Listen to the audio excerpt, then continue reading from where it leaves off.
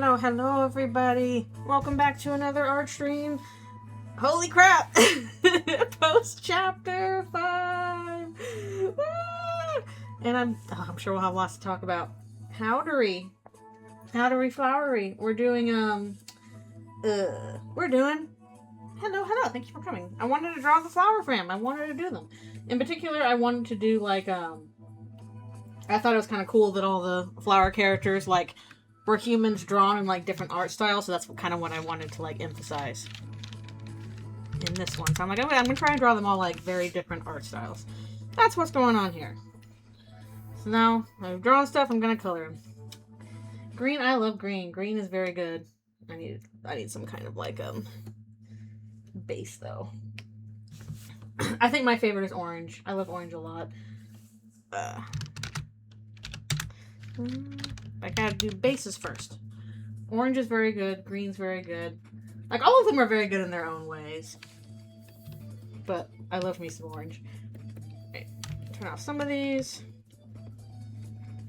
Yeah, come here. What are you doing? Shinpai's, yeah, okay, I gotta... There's so many playthroughs I want to watch. I've been in the middle of Nighthawk's playthrough, which is pretty decent.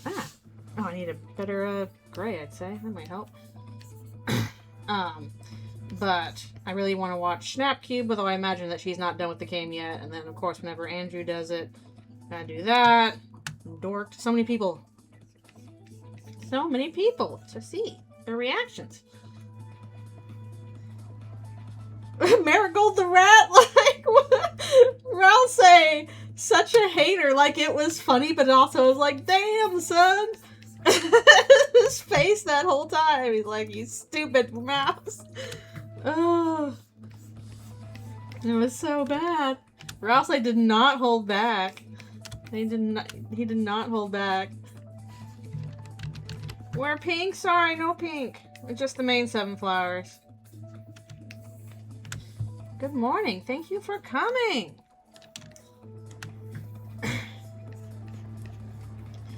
Yeah.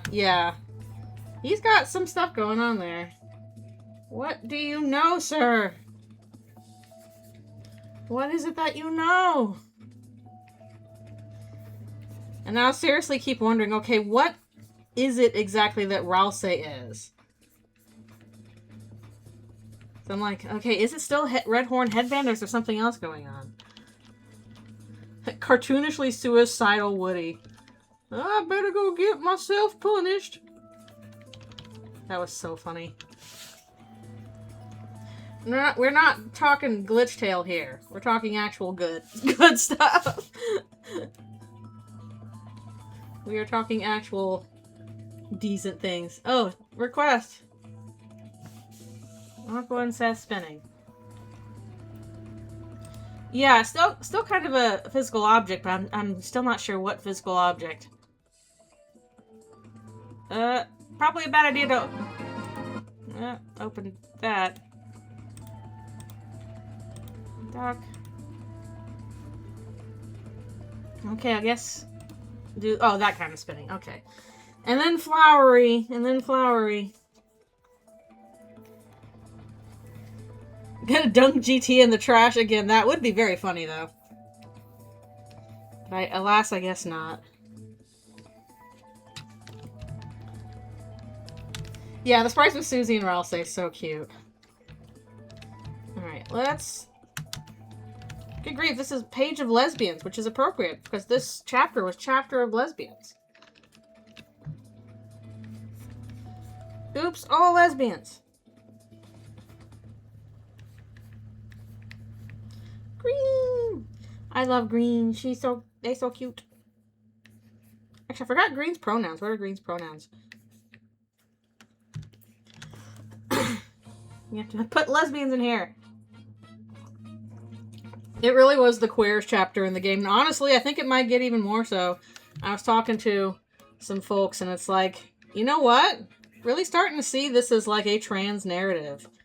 In like multiple ways. Not just like, oh, the characters are trans, but in the sense of like, basically the way to like escape, you know, the game, the reality, like the roles that have been set for you. are, like, to become your own person, basically, and not just adhere to a role that was assigned to you. And that's a pretty trans narrative. That's a pretty trans reading. Well, now this, doodle page is officially... Spoilers!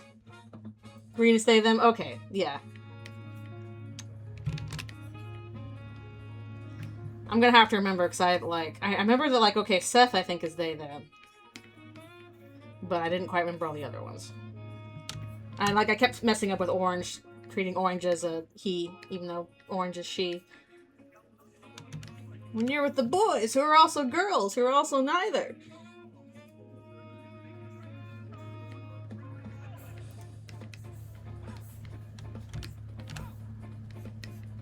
They're so cute. Yeah, it did. It did put me on the trans Rouse narrative, too. Like, before I was like, oh, that would be really neat, but I don't know if, Toby would actually, you know, go that far. And I'm like, oh, I think he'll do it. He'll do it.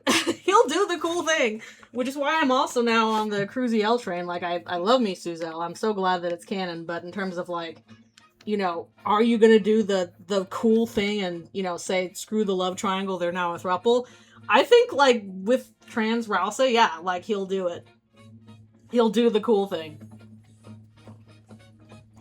Seth and green are theys, orange and aqua are she's, yellow and blue are he's. That's it. Got the Birdly thing. I'm at least glad that, like, Birdly wasn't so obnoxious this chapter, and he actually, like, realized, oh, like, yeah, yellow's a dude. Susie says, nah, you can't come. Actually, let me make sure I do Aqua's hair black, because that helps.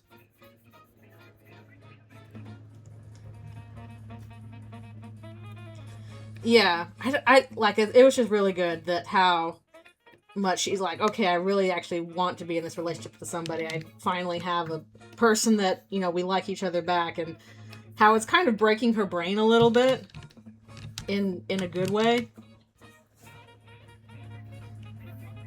All right, there we go. We got cute little spin. Spin. It certainly sounds like flowery and I'm gonna keep saying flowery when it's flowery. It seems like they have some kind of history. But what that is, I'm not sure.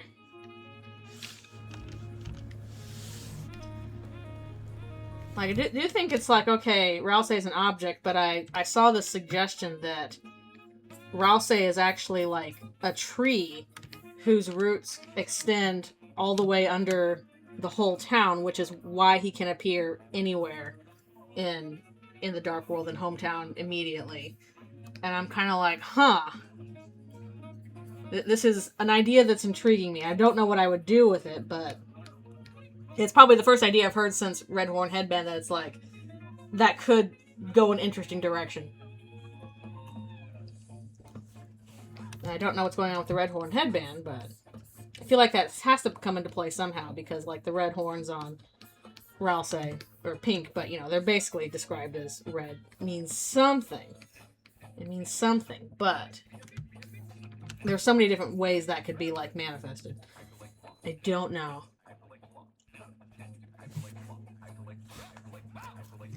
It was a theme. Romance. Get in the closet, Rouse, they're like, have this twink obliterated.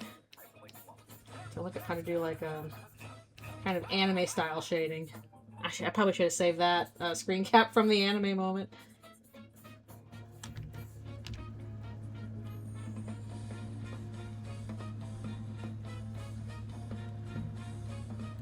I mean, it is possible.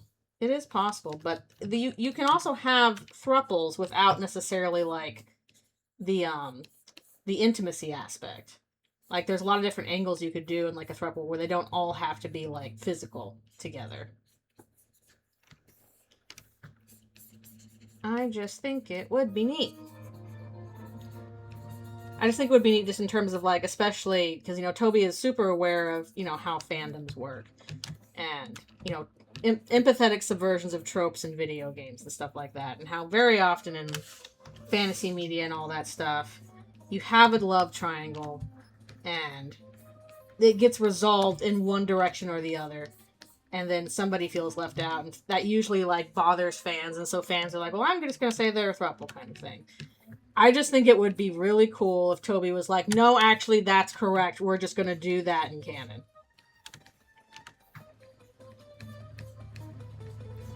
And again, because I was like, okay, I don't know if he'll actually do trans Rouse, even though that would be a cool take. I'm like, oh, it looks like we're doing that. So I think we could go the distance on it. Let's do the cool thing.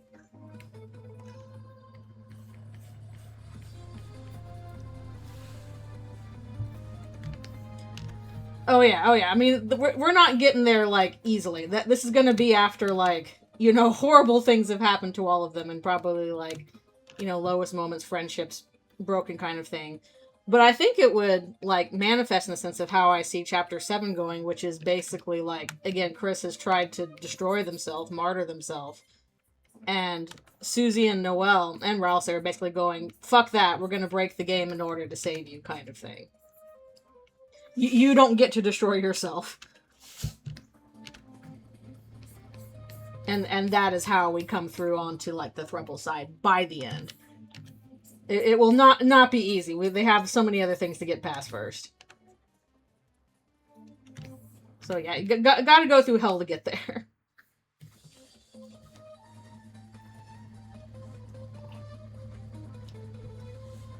I don't know what's going on with the danger seeds, and it worries me. I don't know what's happening. I'm like, what are those? What are you doing with those, Chris? What are you doing with the danger seeds? What are you doing with them?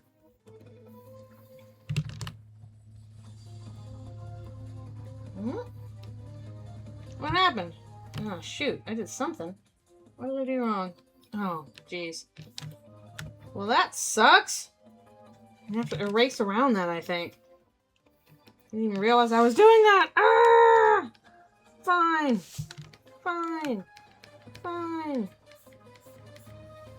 Unless I didn't do that on the lines, did I? No, okay, I didn't.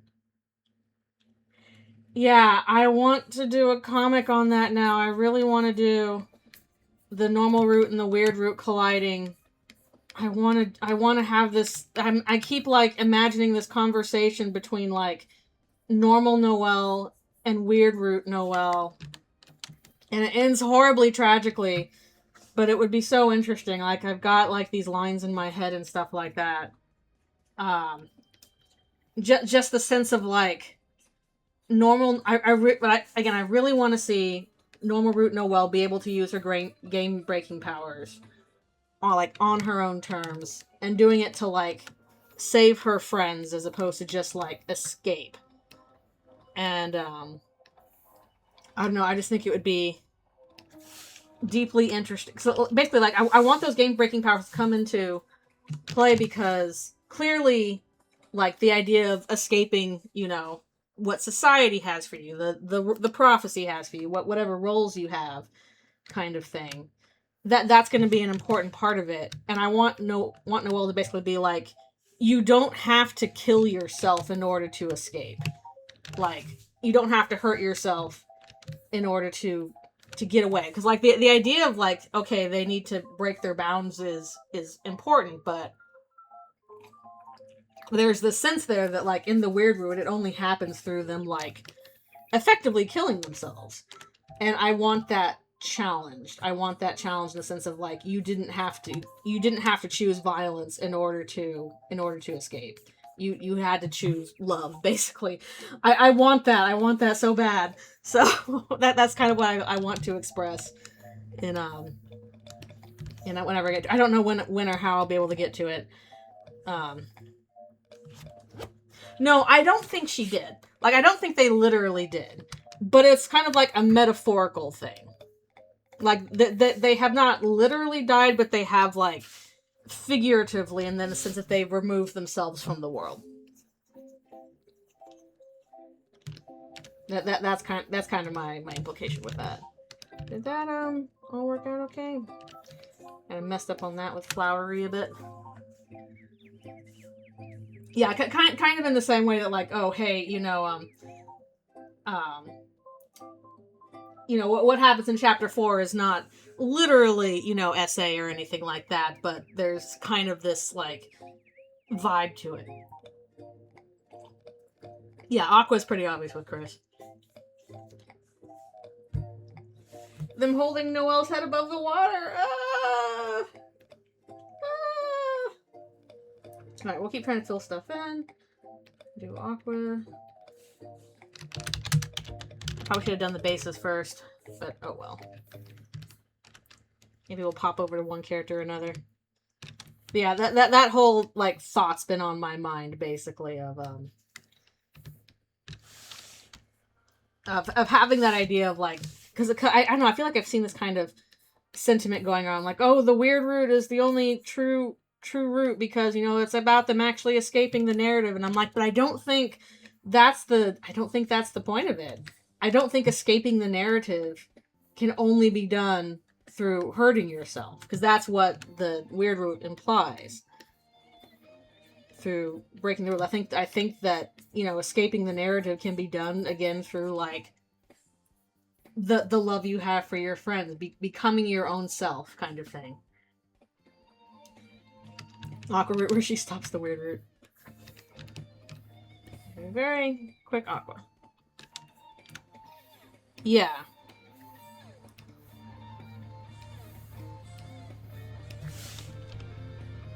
The weird route basically is, like, abusive, even if it's not directly abusive. That is kind of like what it's about.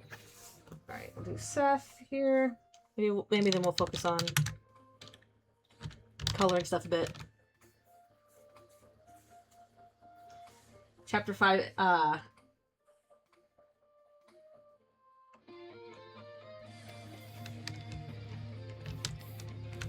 Oh yeah, and definitely also, like, the chapter 5 is supposed to be, like, a creepypasta. But at the same time, it's like, okay, if we're using, like, how, you know, Noelle would break games in her own life as, like, a... Oh, I did their hand wrong. Is, like, you know, a parallel to this. I don't know if the weird route can actually go anywhere, because what did Noelle end up doing with all of her, you know, glitched pets she made? She just either kept them or just deleted them. Eventually, when you break a game enough, you can't actually do anything with it. You can't actually even progress. You can only break a game so much.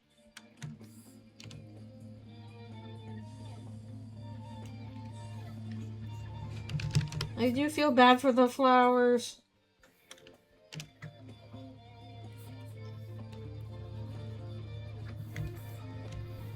It is interesting. I do feel like it's kind of weird. People are like, what if the weird route is the actual ending dream that Toby dreamed? I'm like, no, I don't think that's the case at all. I don't think that that's how that works. No, I flat disagree. Hard disagree on that. I do not at all think that's how it works. I do not think that, like, Toby literally had a dream that's like, oh yeah, you know, the point of this dream is to, like, you know, destroy yourself in order to escape. I just seriously do not believe that you would spend 15 years with that as a message. I honestly do not think that's the case. So sorry on that one. I'm like, that's a hard nope.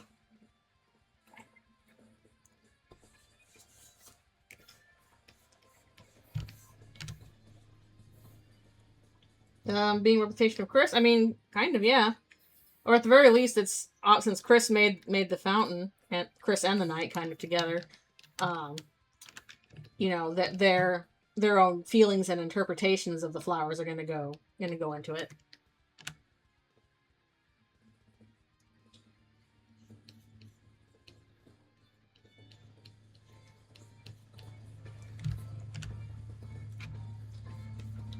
Yeah, but just because that, like, Sans from Undertale might be from the weird route exclusively does not mean that the weird route is the true ending or the only ending. Sans literally says in Undertale, you know, he acknowledges the fact that there are different timelines and is like, don't tell the other Sanses. I can easily see a situation where, like, Weird Root Sans was forced to go to Undertale, and then Normal Root Sans is still in Deltarune and actually gets his happy ending. That would definitely, like, add to the tragedy of it.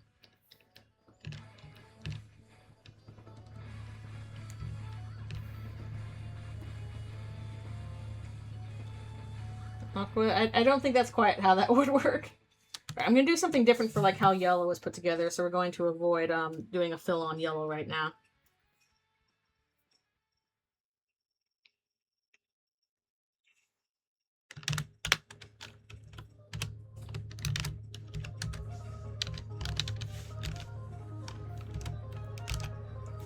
Yeah, yellow style was always very, I don't know, felt kind of like 60s a bit? I don't know.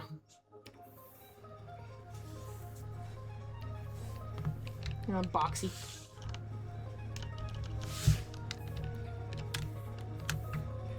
But, like, for a long time, people have kind of, like, assumed, oh, that, like, if Sans is from Deltarune, then that means, oh, Deltarune must have suffered, you know, a horrible ending kind of thing.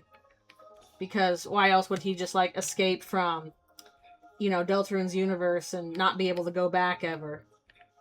So Deltarune itself must end horribly. But now there's this possibility of, like, no, actually it doesn't. It just ends horribly in the horrible route.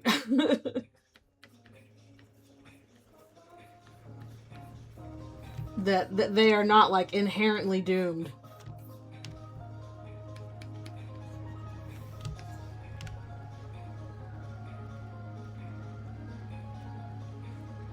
Just for Sans. Sans is just in sliders. Everybody else is doing other stuff. Oh yeah, I kind of thought that Chapter 5 would end with Noelle creating a dark world. And that would be what we would go into Chapter 6. But now I'm like, okay, I guess that's going to be happening in Chapter 6 as well. I thought that would be how we end the chapter, but it was not. Yeah.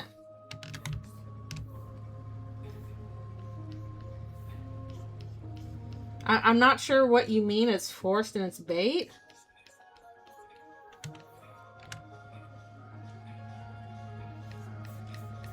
I mean, to be fair, like, especially since we're not really doing normal Dark World stuff anymore, I don't think we're going to have to cram everything into 2 chapters.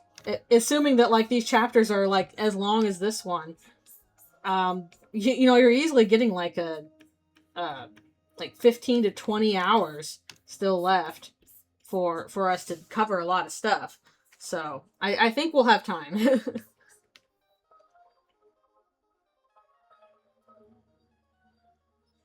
Sans glazing in Pig 26.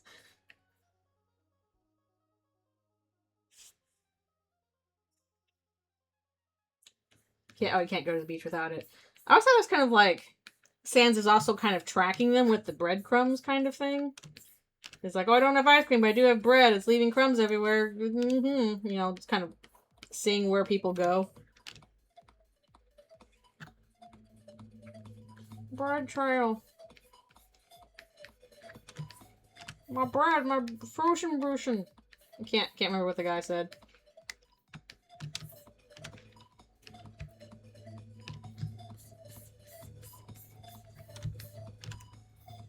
Yeah, I don't know if he's been to Undertale yet.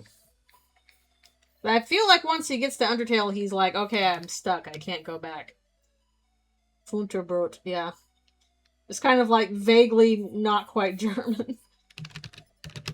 Germanish words.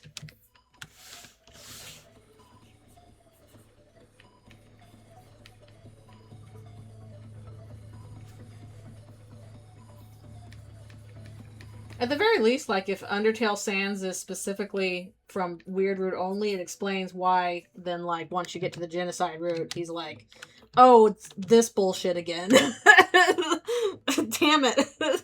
The player in this one also sucks ass. Can orange be pixelated? I'm gonna do different stuff for orange.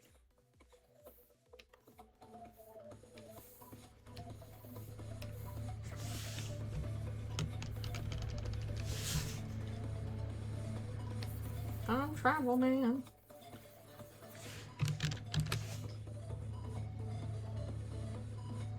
Yeah, I'm always a little weirded out by like all the off ramps the weird route has and how that would affect things.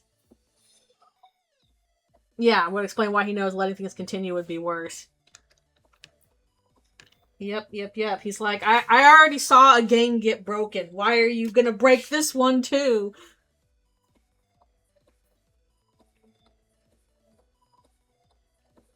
Right, where do we put that one?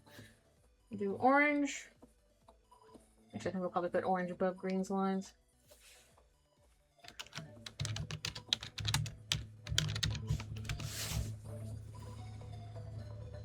Yeah, they're all pixelated.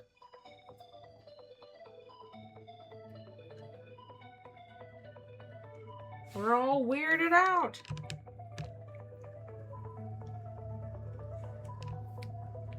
Oh yeah, I've seen that too, which is extremely funny then with how like weirdly gay Flowery and Asgore are. You're having some feelings about your college buddy. Right, this one we're not gonna do line work on this. It's gonna be all colors. Asgore just can't help himself. Oh yeah, people have had that vibe for a bit.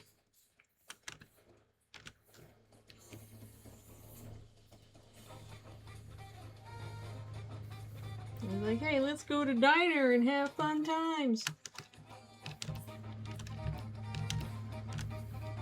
I might move her nose a bit so she's not quite overlapping with Flowery's. Stupid foot!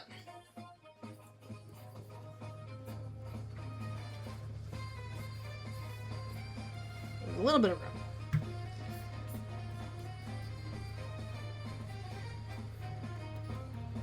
Like, man, I hope I can do the stream with friends soon, because I really want to see their reactions to, like, Flowery when he first shows up, because what I love these weird, like, little cutscene pulls we have. That we've had with, like, Tenna and now with Flowery. I mean, maybe he did, yeah. Kind of had Rudy on the brain for reasons. By the way, Chris, you should have told that to Susie. But now she's not going to realize things went horribly wrong. Why are you hiding that? What are you doing with those seeds, Chris? Another one. Okay, I'm probably going to take my stretch break here, so I got to save it for later.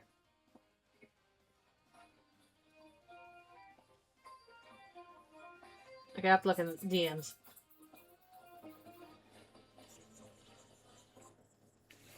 Like, what if Woody was like a cartoonishly suicidal doofus? Yeah, I couldn't turn off the voice clips. I couldn't do it. Even though, like, the voice clips were really annoying, I'm like, I can't turn these off because they're all so funny. Yeah, of course I've seen the Tom and Jerry animations for Deltarune. If you mean the Chapter 4 ones, anyway. Hey guys, I think I found a glue. Why did he say it that way? Oh boy.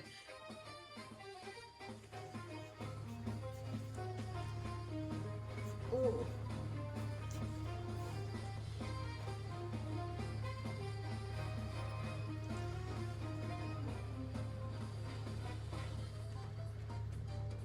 Well, no, his eyes are supposed to be gold when he has them open. You're eating my flesh. I'm falling. People need to replace, like, the I'm falling for that shit with, like, replace Papyrus with Flowery now. Because he actually says it.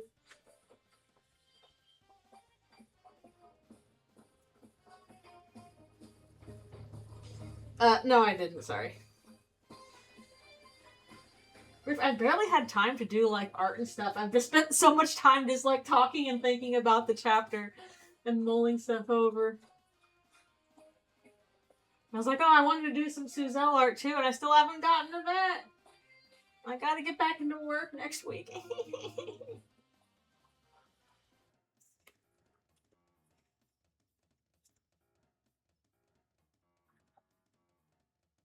Ugh, oh yeah, that might be way worse than the aborted weird root.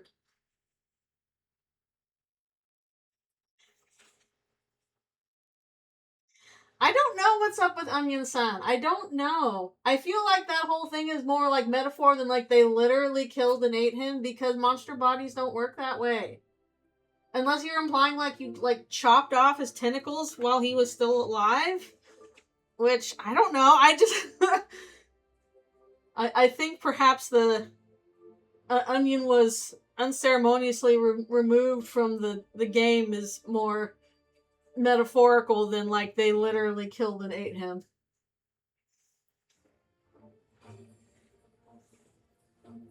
Nobody likes normal NPC. Fuck that guy. It's odd either way. Why did we have to remove Onion from here? Well, I think I also saw pointed out that like Monster Kid and Snowy weren't in the festival at all. It's like, where did they go? I don't even think they were being like that nosy. Like, at least Onion was like looking for something at the bottom of the lake. And what did Snowy and MK do? Go look at the shelter? That's not that exciting. They didn't even get inside it. The Night's like, I'm gonna kidnap everybody. We're all getting stuffed in the shelter. Into the shelter with you.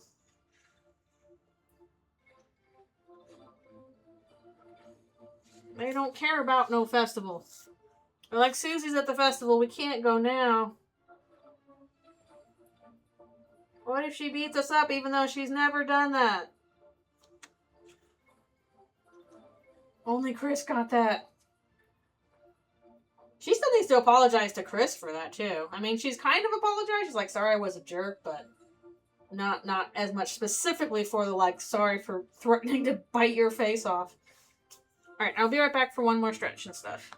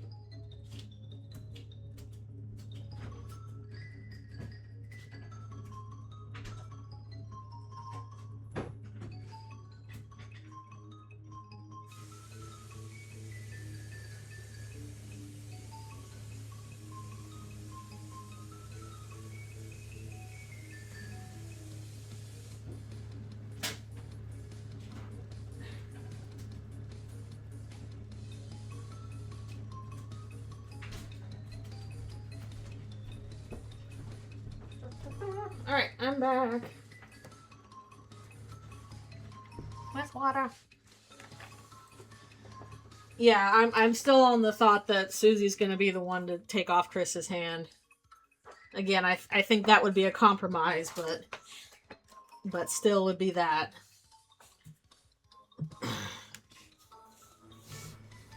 Okay, let's see.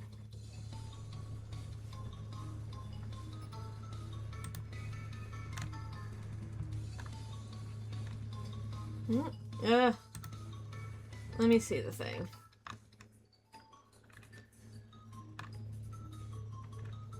Sorry, the thing got put way up.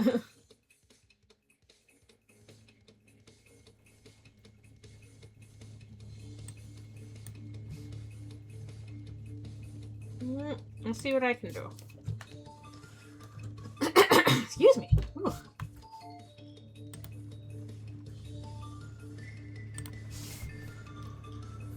Move over. And change my pan.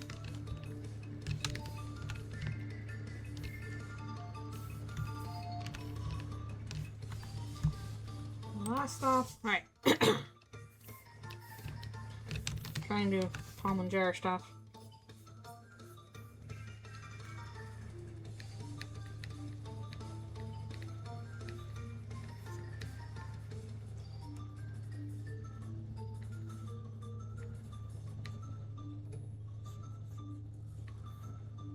But yeah, I do still think that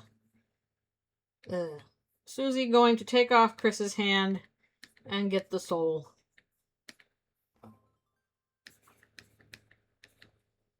I think that's gonna happen.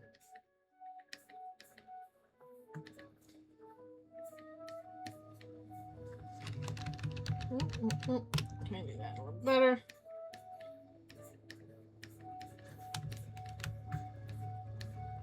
I think the setup is there.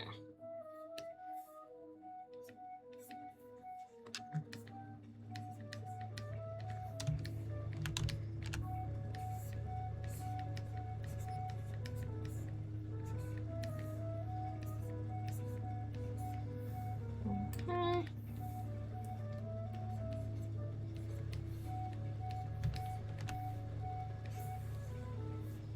And a monkey tail.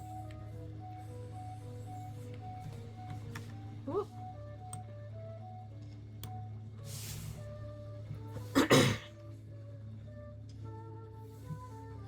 Yeah, and entertaining the motion with like you know, Susie being half human in regards to that.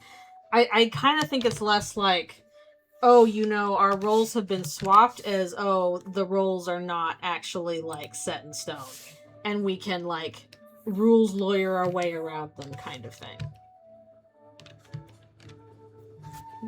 Like I was mentioning, that one ask, hey, you know, what if there's more than one person with human parts here? What if the prince is actually can be a princess? What if hope is contagious, kind of thing? Like, I want to see it done less in like, hey, it's the same roles, just different people, and more like we are being like, fuck the roles altogether. Like, you can't stick us into these boxes.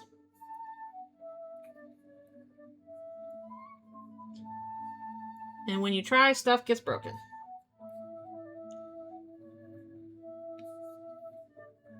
Like, I think that would be a cool take on it.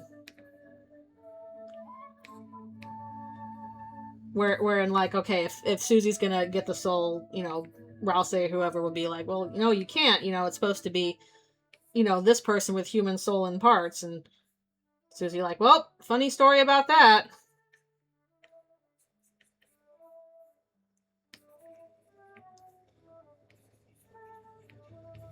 Yeah, exactly. Less the idea of like, oh, so and so is actually this role, more the idea of screw roles in general. People are more complicated than that.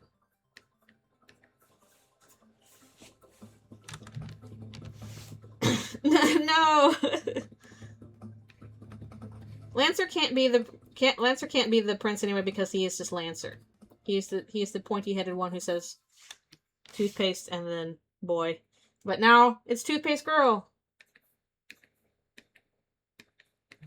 You can be a toothpaste girl if you want, Grouse. It's all good.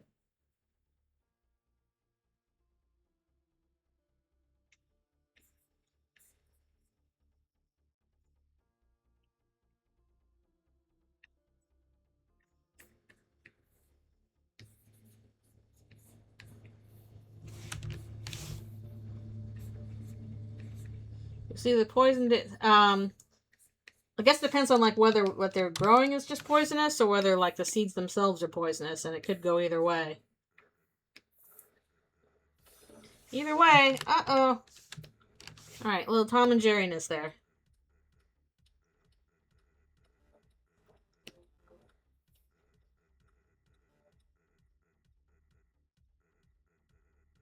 Get more and healthier or less. I don't know.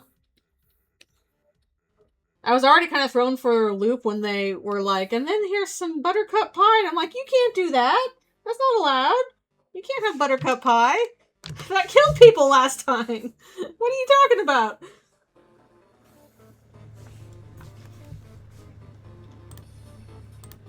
That's not allowed.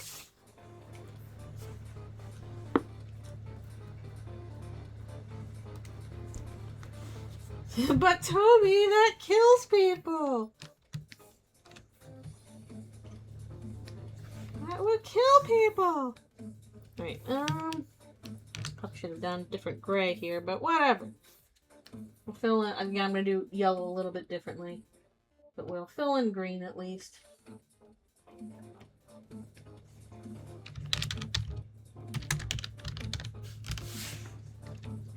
Get out of here. Roughs.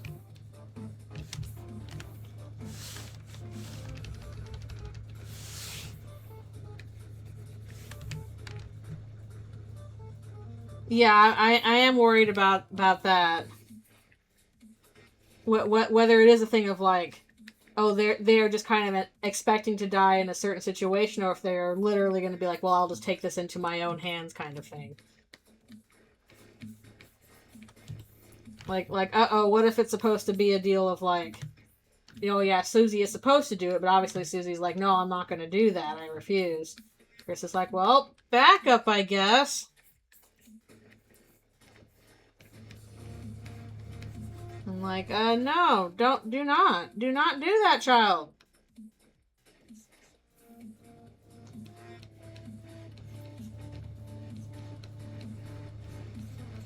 We already did this in Undertale. Must we revisit it?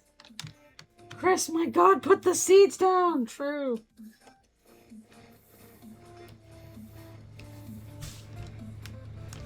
Also, Asgore, why did you have those in Flowery's case anyway? And if it's the same kind of, like, flowers, Flowery, why was that in your wedding bouquet? Why? Alright, let's start with green first, actually. Do some very simple colors there. I'm kind of wondering if I want to do, like, a little bit of, like, half-tone texture or something. Beautiful green! Yay!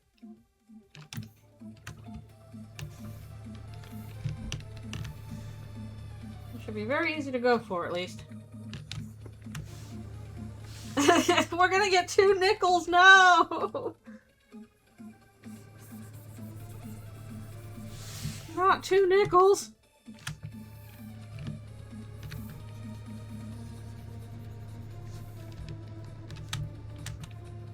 See, this is also this color green. Let's do like some kind of something with shading here. I love how shaped green is. They're all so shapes.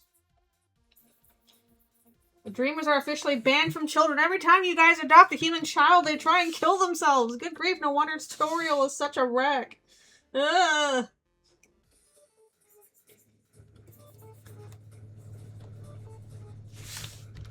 The child suicide series. Even if the whole point of the series is like, don't do it. Don't do it, child.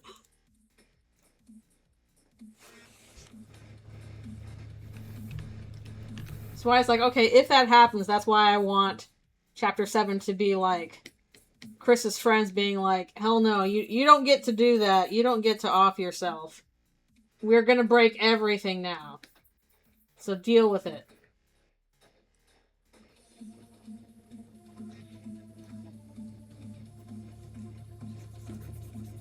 I don't know. Des still feels like the best candidate we have so far in terms of all the motifs around here with the baseball stuff. The fact that the Night Maiden world specifically for Noelle. I guess it just depends on, like, the mechanics of how the night works. Chris, no, you're supposed to hate me. The 7 best friends. True. Do you think Susie will take some convincing to save Chris once they betray her? No, actually, I don't. I think she will get extremely angry about it, and they will fight, and the hand will come off, but that in of itself will be a compromise.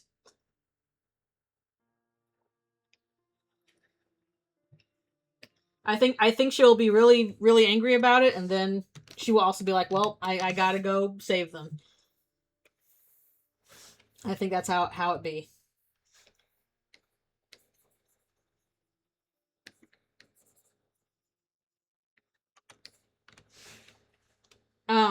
Basically, I think if the prophecy is like, oh, the girl is supposed to kill the, destroy the cage, kill the cage in order to get the soul, then, like, taking off their hand is the compromise because, hey, they're not dead, but they can't put the soul in and out anymore. Something else bad might happen because it's clear that they need the soul in order to, like, actually exist and get around in the dark world.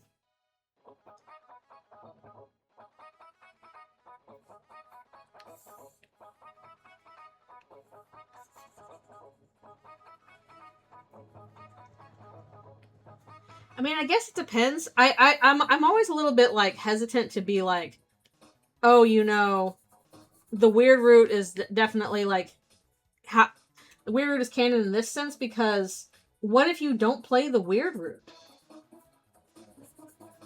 I think it'd be kind of important to be like, hey, whatever it works for this, it has to work only within the context of, like, what have we seen? Because what if you don't play the weird root? How is the player going to take away, like, what do you mean, like, the night is Chris and Noelle from a failed timeline kind of thing?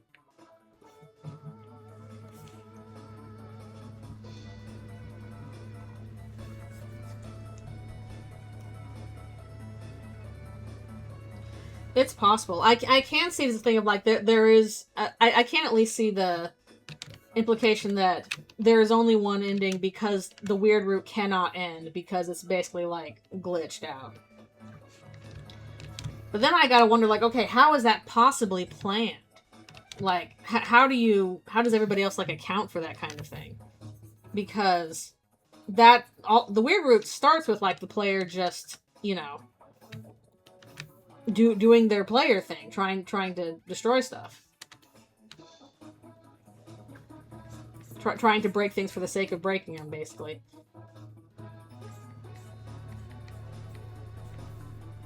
Really? Maybe I do want to do some kind of, like, half-tone thing here. I'm not sure. I'll probably have to do that later. I'll just put down colors for now.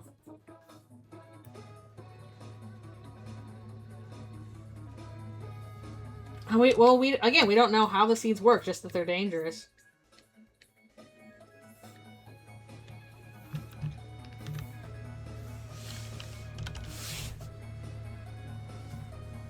Who the hell are these two? Why are they so crazy?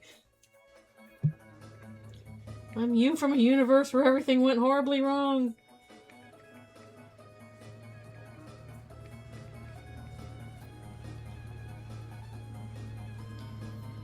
That seemed to be the implications. They grew a dangerous plant. But is, like, that supposed to be the same plant as flowery or something else? And if so, again, what are they doing there? What is their purpose? Very Kathy look.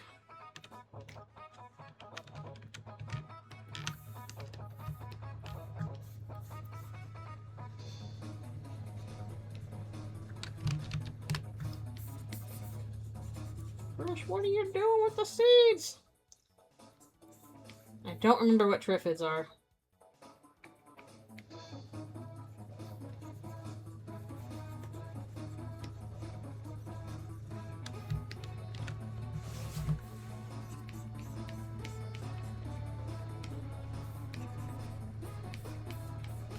It does feel like mean plants, okay?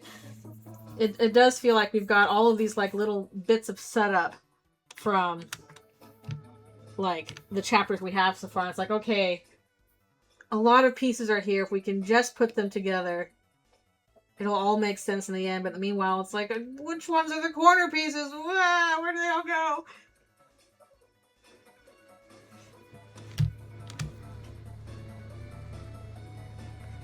Yeah, like, Des is clearly a very important part of this. They would not keep bringing her up if she wasn't.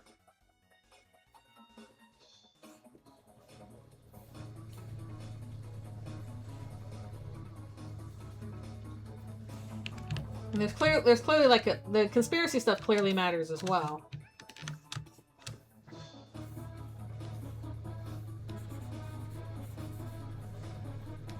I've made you a cake.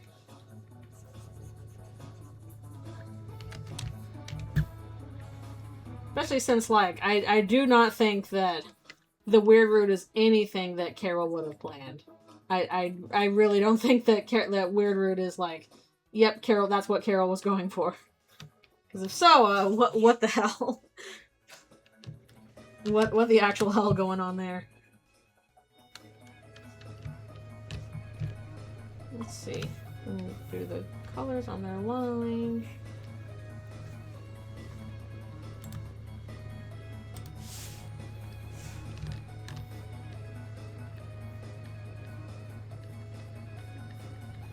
Like I can see a situation where the weird root, that like there is only one ending because the weird root ending effectively does not exist, because if you break a game enough you can't end it, sort of thing. I can see that happening, but I'm not quite sure yet on them looping back into each other and one causing the other. I'm not sure yet. She did try to make Noelle a new knight, but that does imply there was an old knight.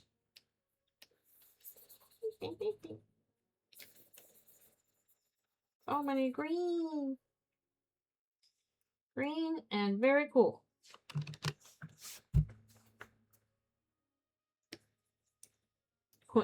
Oh, that Carol accidentally made Destin tonight, so that would be interesting.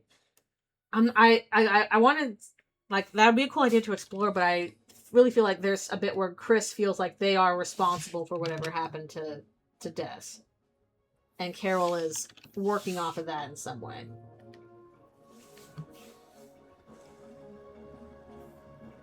Yeah, I did notice that with her sprites there.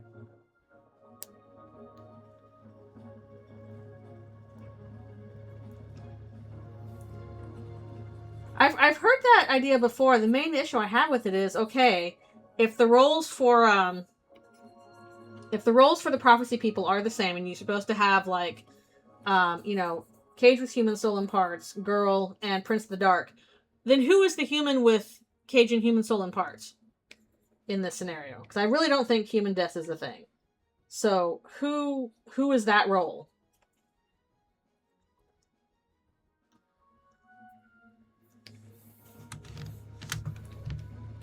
Because that one I'm confused. And also, yes, still Chris or Vessel. Yes, Vindication. Vindication, half human Susie real. Half human Susie super real. And they all laughed. Wahaha. I still want it, like, actually said real, like, confirmed. Because people are still like, oh, I don't know about that. And I'm like, guys, it's getting harder to put away. There could be ear reveal. That whole line from Mew Mew was like, huh. Huh.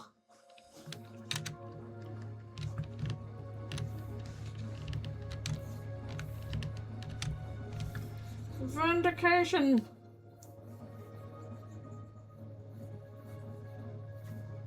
I want them to do cool stuff with that in the future. Please just say it outright also. I hope that's actually, like, hard confirmed and not just kind of left vague and ambiguous in later chapters. Please give us, like, a hard confirmation on that.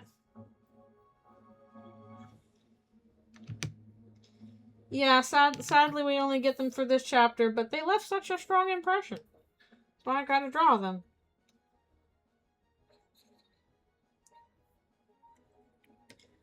But yeah, that whole time with that bit with Orange, I was like,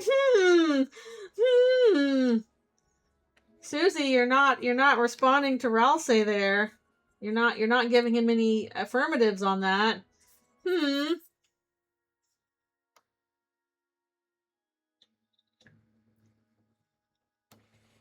Yeah, like the whole bit with her and Orange, it's way harder to like come up with an explanation that makes more sense. Like her being half human is just the strongest explanation in that sense. No, I still haven't seen it all the way. I have to beat Mew Mew first. I was working on it on Friday and I got decently far. But I got to stage 3, but I still haven't beaten Mew Mew yet. Yeah, if we say they won't appear enough, Toby will bring them back, just like also with Gerson. Alright, who should I tackle next? Maybe I should tackle Yellow. Maybe I should do that. Yellow's gonna be a little bit different.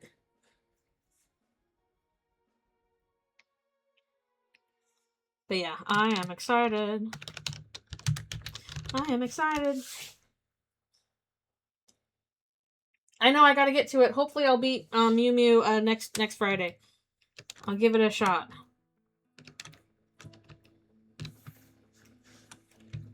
I've seen a little bit of it, and it's like, yeah, I don't know how else you would interpret those things if it's not her being half human. It's pretty hard in on.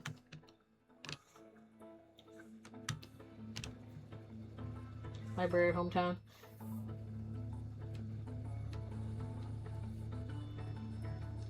I'm gonna try something a little bit different with Yellow here. Kind of put his base a bit off center.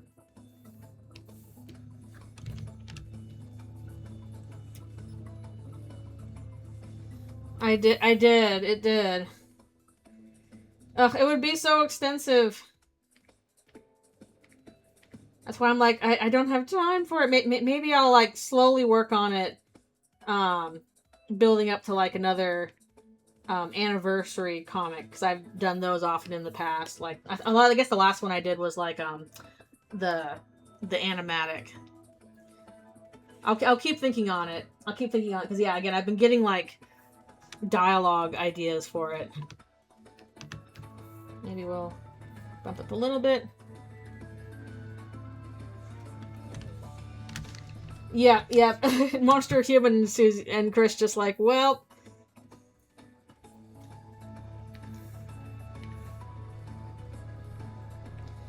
Vindication!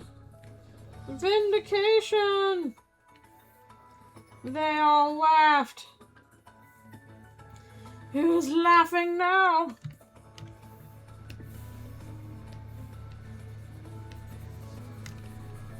Yeah, for Orange I kind of want like a little bit offset kind of stuff. We mostly know that Susie's parents still suck, because she doesn't want to be home at all. Hey, what happened? Where'd my thing go? Get over here. Here it is.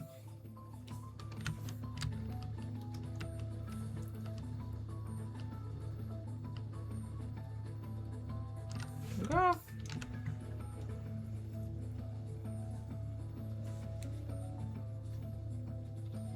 I mean, possibly. We haven't seen her parents at all. We don't know who specifically she's living with, although I assume it's just the monster parent, if it is one of her parents.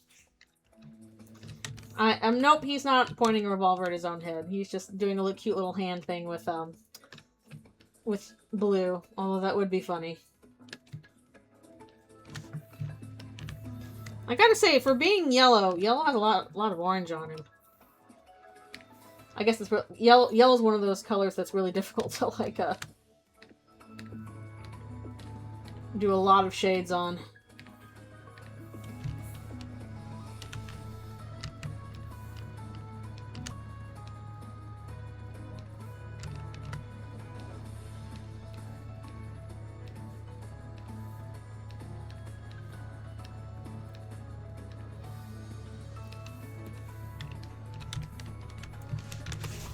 Yeah, when I first played the chapter, I felt like so taken aback. I'm like, oh, this is not at all what I was expecting. What if I thought we were gonna do this, this, and this? But now, the more I think on it, I'm like, this was still really fun, and I'm glad we got what we got. Flower and blue strip, yeah, they do look very similar. No red flower though, which why is that the case? Why is it when you tried to make a rainbow, you left out red? Asgore. Usually that's considered a primary rainbow color. Red is not a difficult flower to grow. So, where's the red, Asgore?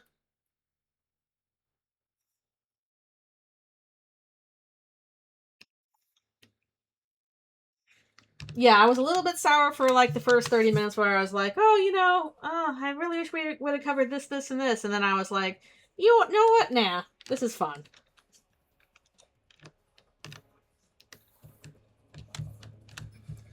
And again, in terms of pacing, we've still got like plenty of time to cover the stuff that needs covering, especially since like we're not going to be doing normal Dark World stuff in the next chapter. I think everything's going to be blah, blah, blah, blah, blah, blah, blah. I don't think we're getting like a recruit from here thing. I mean, maybe we are, but I think it's less likely. I don't think I ever got to use Scythemare. I saw it there, and I was like, oh, interesting. They both learn new spells. But I never got to actually use it, because I think the problem was with both Scythemare and the Revive spell, they were a lot of TP. And I wasn't very good at gathering TP. Like, I took off all the ribbons and stuff for that because they were so nerfed. But maybe I should put them back on. Hello. Thank you for coming to the stream. We're drawing. Watch out for spoilers for Deltarune Chapter 5, because that's what we got here.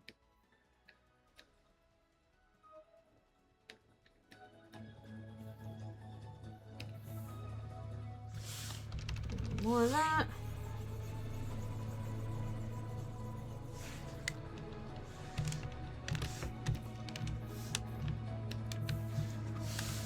But yeah, that was like a sleep spell, basically, wasn't it? I do find it interesting that they are steadily learning more new spells each chapter.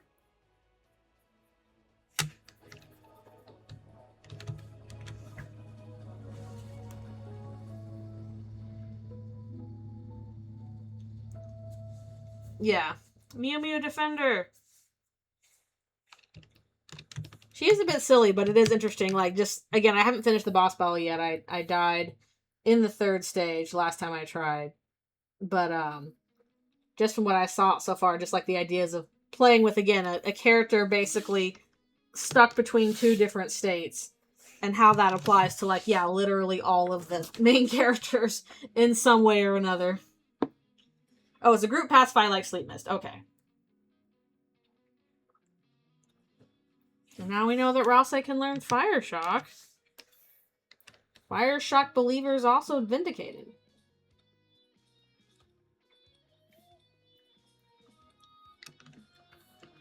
And that was pretty cool.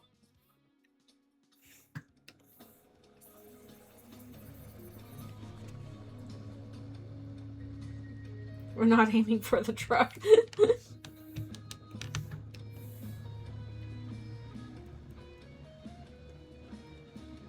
Everyone like, oh, the Inferno of Jealousy has got to be Asgore and mad at Sans for getting together with Tori. Oh, wrong.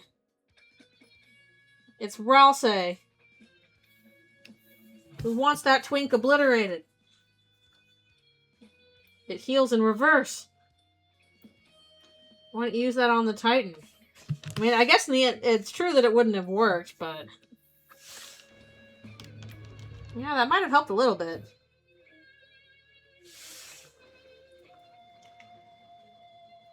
It's the night, and what happened in the Wordroot at the lake already happened with Chris and Des, but Chris ultimately survived, and the Weirdroot, the player, is basically replicating what already... that I can see a bit more.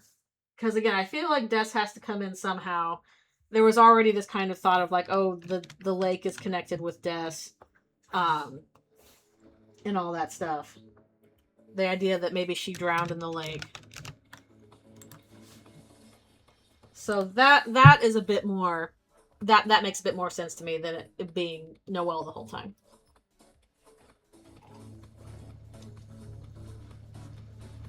Girl. It has effects with I think just with Chris in general.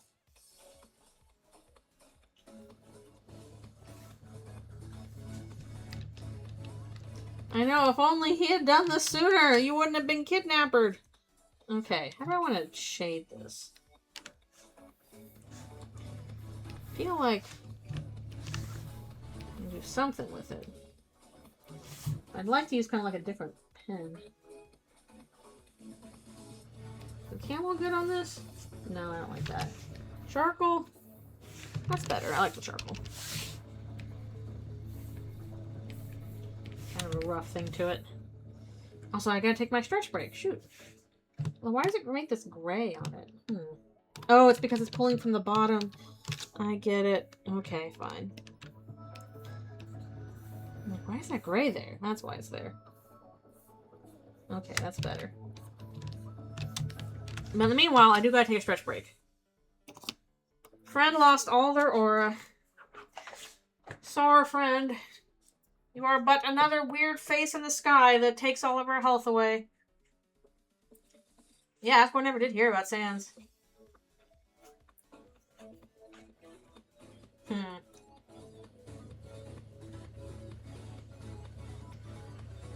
Yeah, I can much better buy into the idea that the night is Des, but the weird root is paralleling what happened between Des and Chris some time ago. Also ties into stuff like the hold breath move when you fight the night. All the scenes of water and stuff like that. Why Chris went to therapy kind of stuff.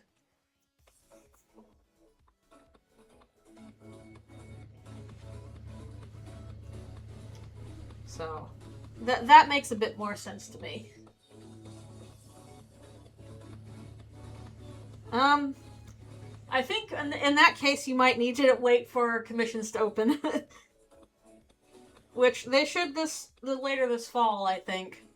I'm still waiting to hear about some about what's going on with work, but I do anticipate that commissions will be open for quite a bit.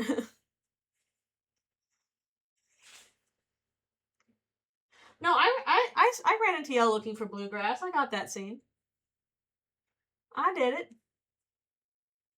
He's like hiding in the cave, like, I gotta find the grass for bluegrass. Sorry, it was something like a comic that's gonna take more than channel points. I'm sorry. That's a bit more extensive. But again, commissions will open. So if you want Susie Ear comic, then we can do it during commission time. I did see that other one that was funny, but I don't want to see Noelle like getting horrified by it. I'm like, no, she'd figure it out. Yeah, I think people are too harsh on Chapter 5. I don't think Chapter 5 is my favorite. I think 4 is still my favorite, but I definitely don't think like, oh, this chapter sucks. Yeah, like, let's wait a bit. It's fine. It's good. Yeah. No, I do think that makes more sense. That it would connect the weird root to something that previously happened with Chris and Des. Especially if, like, Des was the one who's like, I can't stand it here, I want to get away kind of thing. People are way too harsh on 5. Again, when I first finished, I was like, wait, there has to be more. There has to be more that I'm missing. And now that I've sat on it for just like a little bit, I'm like, nah, I think we're in a good position. I think we've got plenty of time to cover the stuff we want to cover.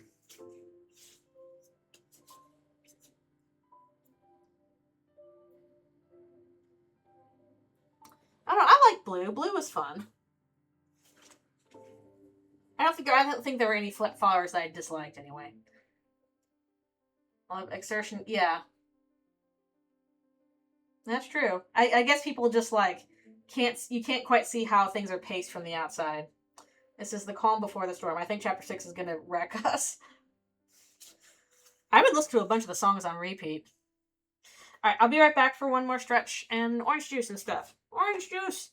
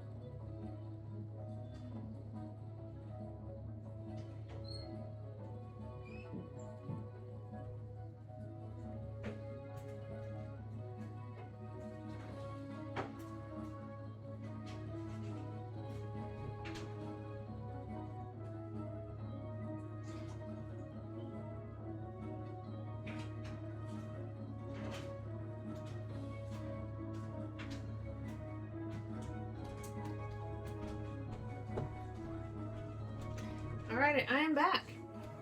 I do in fact have juice made by Orange. She punched it herself.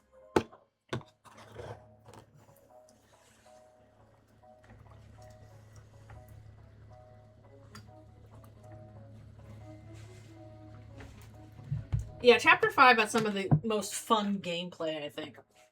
I really enjoyed the gameplay for it. I'm not even good at platforming, but it was like, this is very satisfying platforming to do. So I thought that was all handled very fun. She is a Cyclops. She's like, how many eyes do humans have? How many legs do humans have? 8. Probably close enough. She's just hiding them behind her hair. Oh, sheesh, I forgot this happens.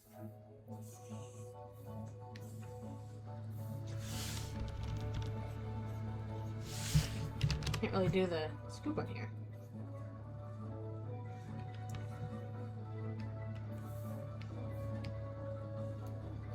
Make this that one time true. True enough.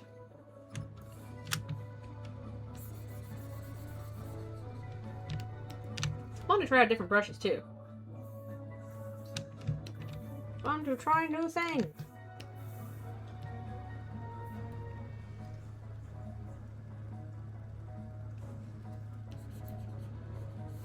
I will not Google it. Aqua was so fun though, even though she probably kicked my ass the most. She hurt so much to fight. Ow.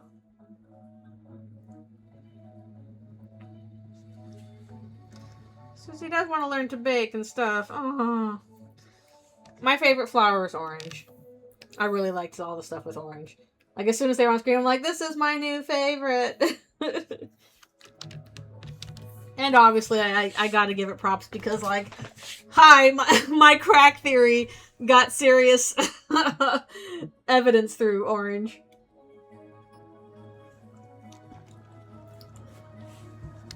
And the friggin' knives.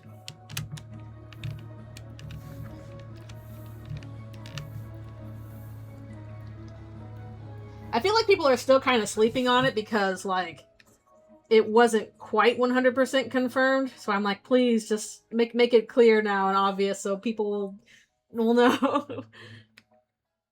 Will know.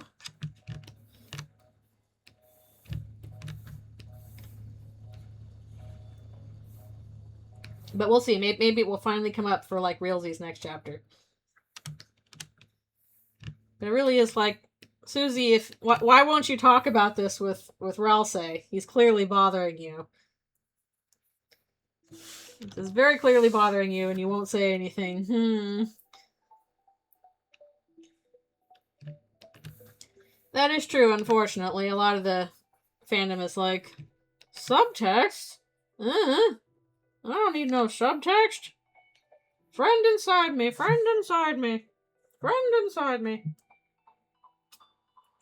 Here's your friend inside me, he's a doof. A silly doof.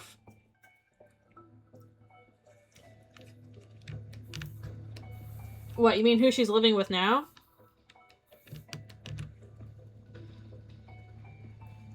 A future chapter is just doomed.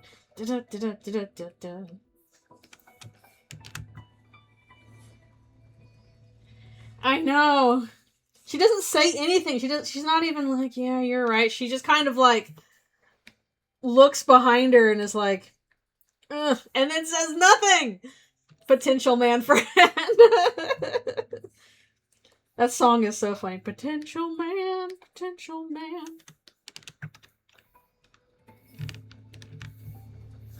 Actually, I think I'm gonna a bit more. Look at this dingus. He's such a dingo doofus. I must go getting myself punished. Funniest possible sprites in that section, though. It was really good. Thank God Toby actually made this, like, funny. As opposed to, like, what if we just did what the fans wanted and, like, friend inside me meme. I'm like, no, this is way funnier. Thank you, Toby. Yeah, there's the Clover reference, punishing himself for others. Clover, don't do it! And that might be Sunny, too. Good grief.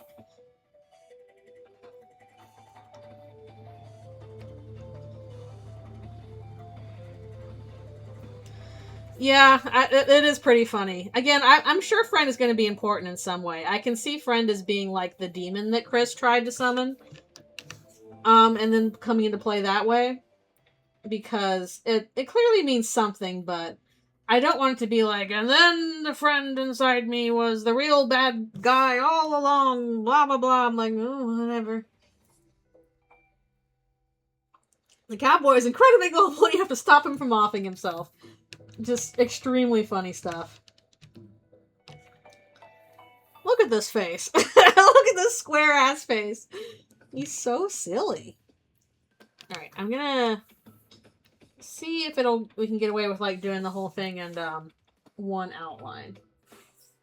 Except for maybe, like, the eyes and stuff like that.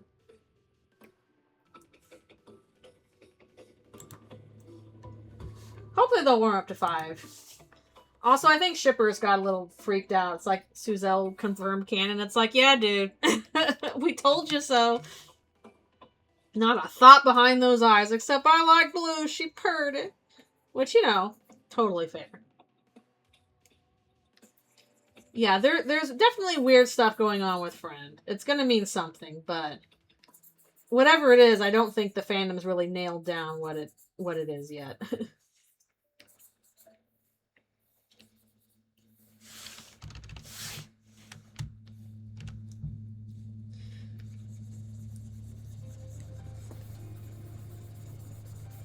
Yeah, I don't think it acts with a lot of, like, malicious intent, whatever it's doing. It's kind of like, I'm here to be an ass at you. Hee hee, have fun. The nice pants thing was so painful. That was so painful. I'm a little worried that that's like gonna hearken at things to come. It's like, oh, you should tell the truth, even though sometimes it will crash and burn you. Oh no. Yeah, I think there were people surprised at Suzelle becoming canon, or like mad about it because they were really big in on Cruzy, and I'm like, y'all, come to the side of Cruziel. Cruziel, come to the side of it. The potential is there. It's there. Yeah, Bratty needed to be told off. Like, you can't catfish that guy, dude. I know, we now have Cephaly. It's like, oh, you don't want this ship? Well, now we're going to ship, like, bird and sentient flower.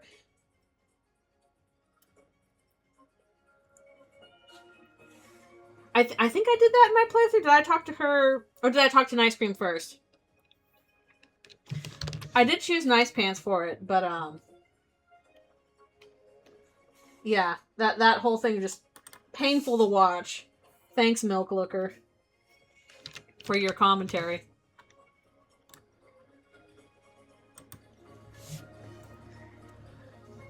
So, take me to the lake too. Decontextualize in the scariest way possible. How so? But yeah, Bratty did need to learn a lesson there. Okay, I'm trying to go for like a softer like Steven Universe kind of thing going there. Oh wait, she has, or he has. What's going on with like the tights? What color are his shoes? Oh, recontextualized, yeah.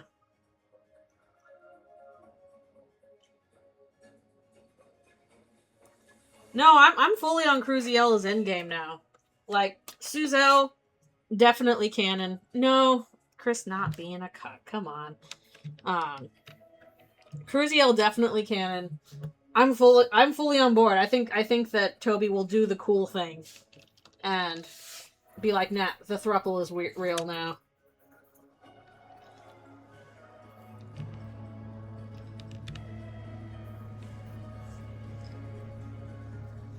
That's not how cucking works. Y'all don't understand. That's not how it works.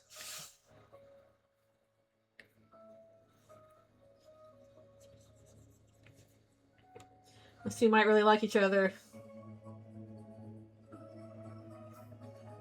Chris just ruining their own friggin' life.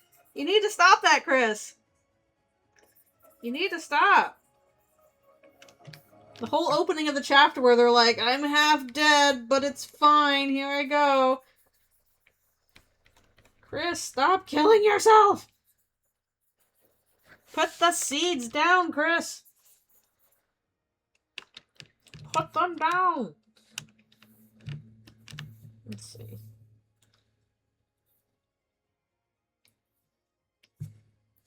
Which is why I do want that Cruziel endgame thing where Chris is like, I'm gonna take myself out of the picture, and Susie and Noelle are like, the hell you're not, yoink, get back here.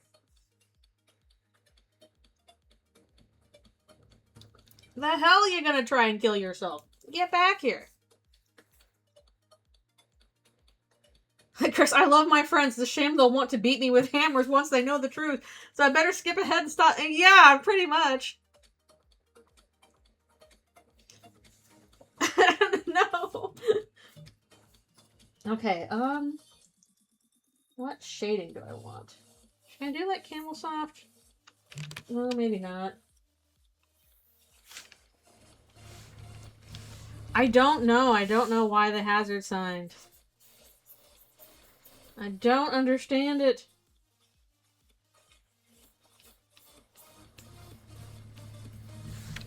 I do not know their intentions. Actually, maybe I should have. Yeah.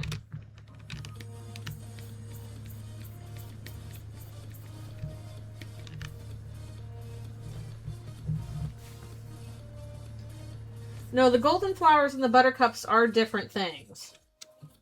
And again, I don't think that Asgore would put a poisonous flower in his wedding bouquet. That just kind of seems like bad vibes.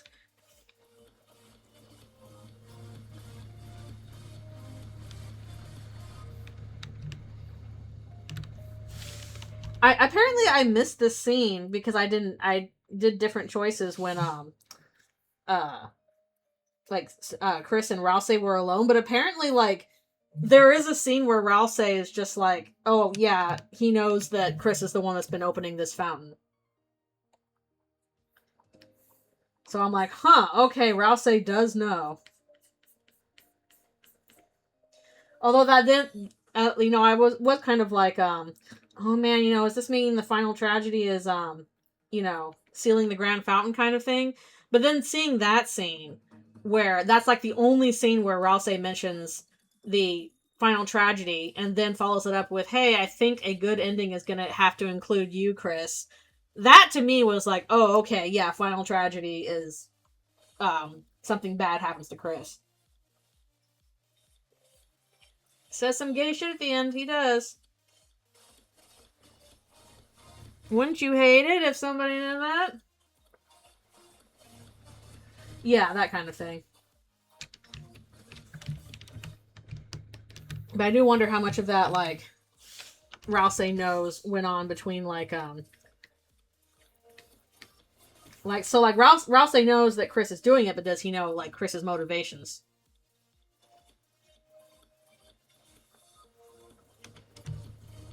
No, we don't think they're the same, but the problem is that, like, the seeds are described as dangerous. There's warning labels on them, so I'm like, okay, what is dangerous about these? And why is Chris holding on to them?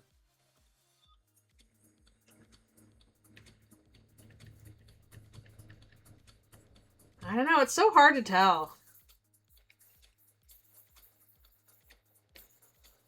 I'm still reading more death flags on Chris than I am on Susie.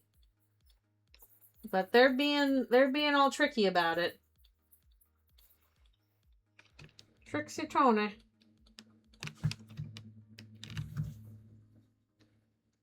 So what's my next stretch break? I don't know. We'll figure it out.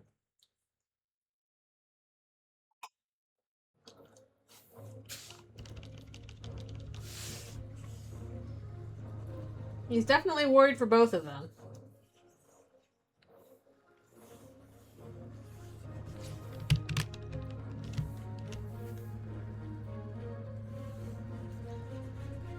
I don't know.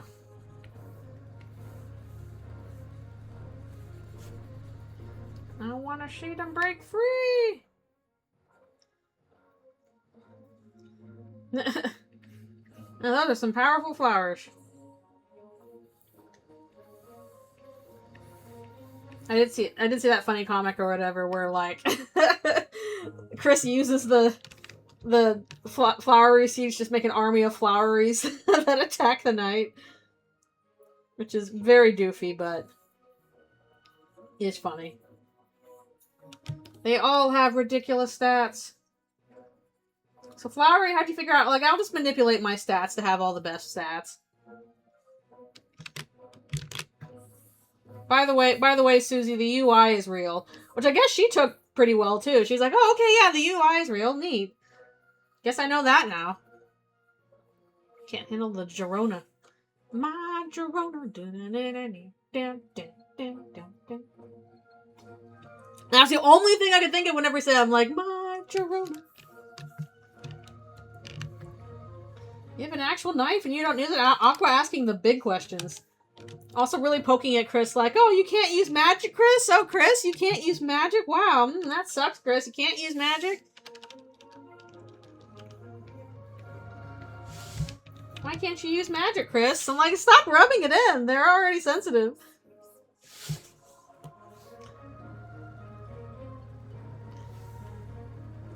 Chris makes a fountain and suffers every time they do. Stop doing that. You keep having regrets.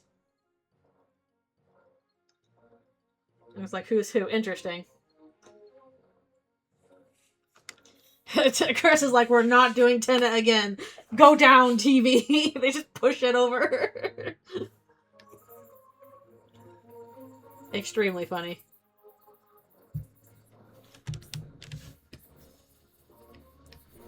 Chris, why are you hitting yourself? Why are you hitting yourself? The dark world when Chris brings a Glock.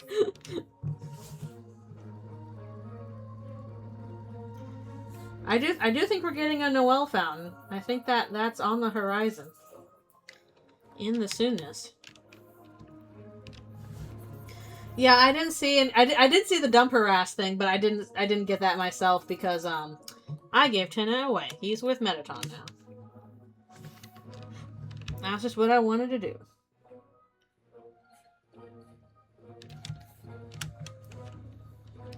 Blue has a very fun design though.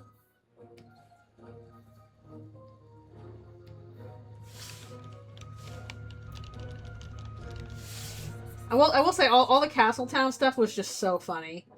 I was cracking up throughout that entire scene. I'm glad we got to start off like, you know, after we did this whole terrible start with Chris, when it's like, oh no, honey, what were you doing? Then we roll into Castletown like dressed up as a duck, Susie.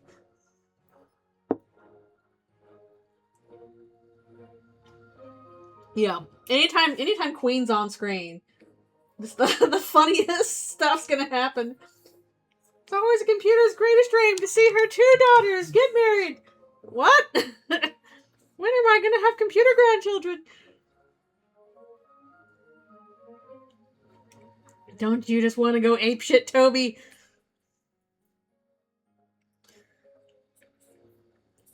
I hope whatever he does after Deltarune is like a much more mature game and doesn't feel the need to be like, hey, let's, you know, make this for teens.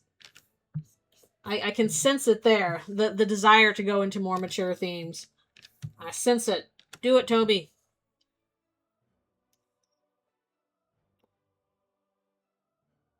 Yeah, there were so many bits where, like, Susie just, like, speaks aloud her own misspellings.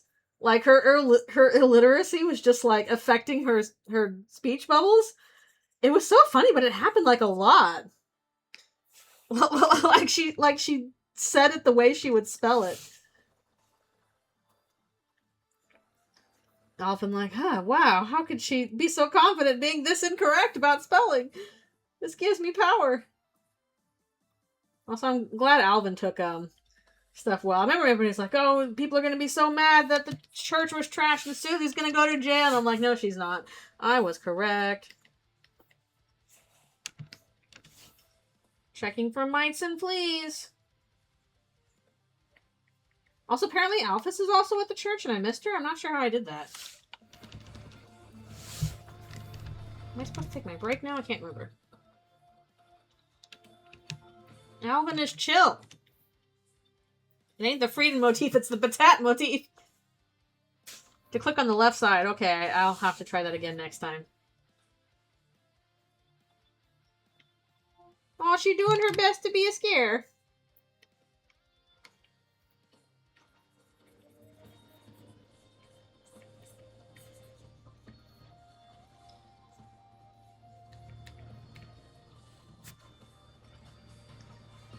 That's true. There's nobody to run the jail now. Don't do any crimes. No crimes allowed.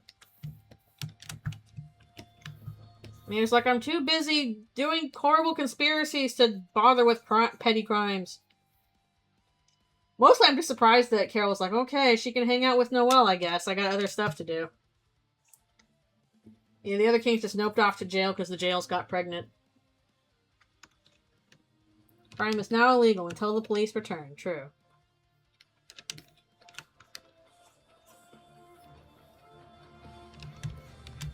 The criminals are running the jail. They're like, we'll do our best until Undyne gets back.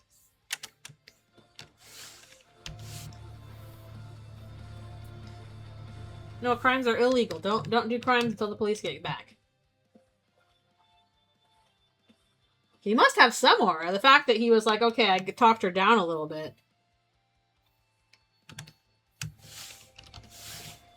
Jail prick. Maybe so.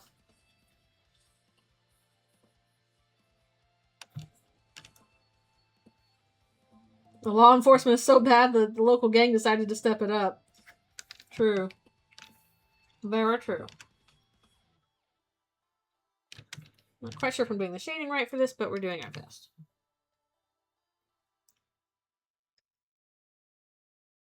No! She's not killing her own husband! At the very least, I don't think we have to hear about Rudy Knight theory anymore, which thank goodness. I never liked it. I didn't like it. It bothered me lots.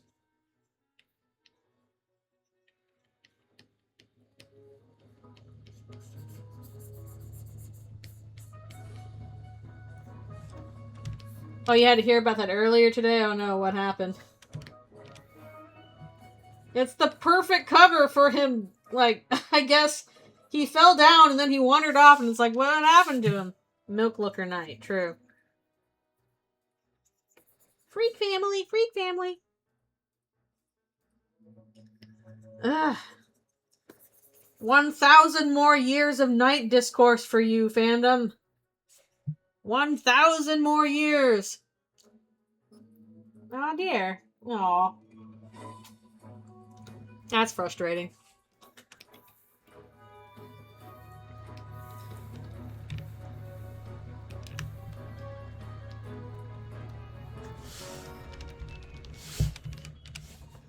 Yeah, 1,000 more years of blood theory. We're still not free of blood lore. Like, I'm glad that we got more half-human Susie theory and that it was separate from blood lore, so people don't have to be like, yeah, you only like this because this is the blood thing, blah, blah, blah. I'm like, okay, this is clearly more than the blood thing. There's more to it than that, but unfortunately that means blood lore is not solved, and now we have 1,000 more years of blood lore discourse. I fell off the ladder and broke my pelvis. I'm fine, though. It's all good. He died! Or at the very least is heading out. Literally saw him there. I'm like, don't do it, sir! You're setting yourself up. He was trying really hard for Noelle. That's why he was doing it.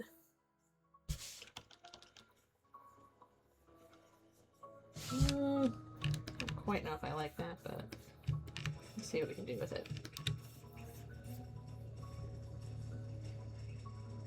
Yeah, I'm okay. I'm still okay. No, you're not, sir. You got in the hospital. Back to hospital.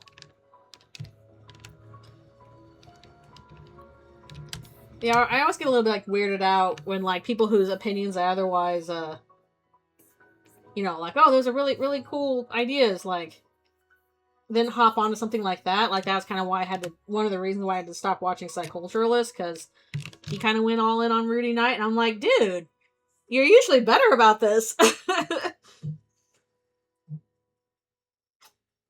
that was only one of the reasons. There was some other stuff, too. Okay, I think I might need to do a stretch break now. Do I need to do a stretch break now? I think I do. I think it's been a little bit. We're still working with blue.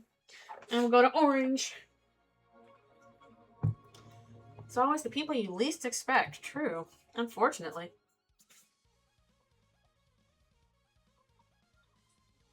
I really wonder why that kind of happens that way. And I'm sure some people like think that about me. They're like, how can they do this stuff and then believe something like half-human Susie? That's stupid.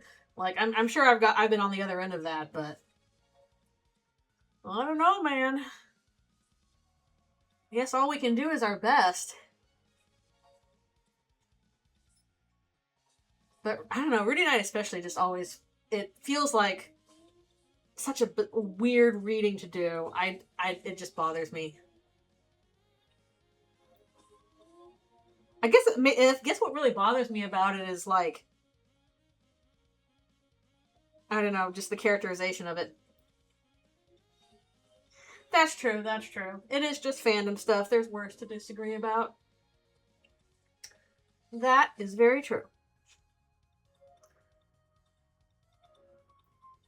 Important things to keep in mind.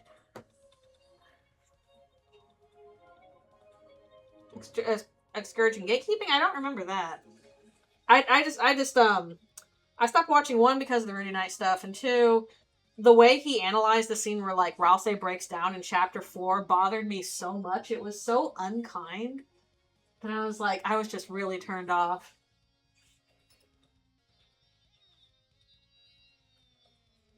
It didn't seem like a good analysis at all. There's a person for every belief. I suppose that's true.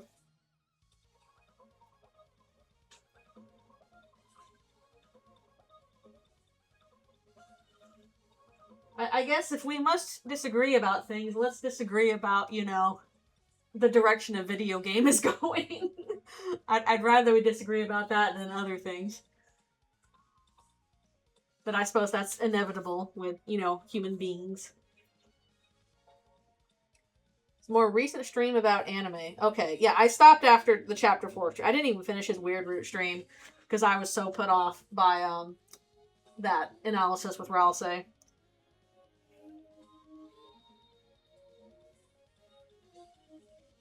I like the fact that Ralsei is becoming a more complete person and is making mistakes and even getting to be angry and stuff. And I don't think it's all a secret manipulative trick. Ugh.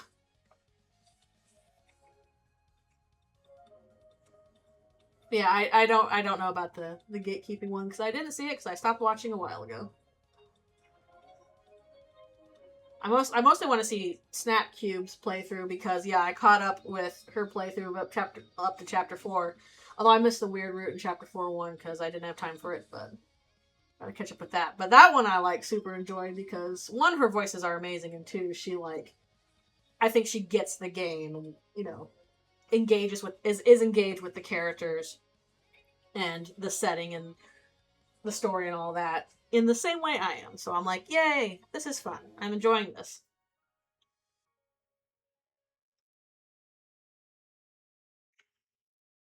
Yeah, I didn't get through again. I didn't get through the Weird Root, the chapter 4 Weird Root video on that because I got really put off by the last half of the chapter 4 stream for that. Unfortunate, but it happens. It can happen to you. It can happen to me.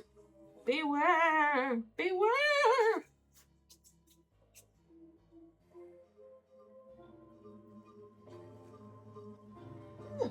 And also, wrist problems can happen to you, so beware and stretch.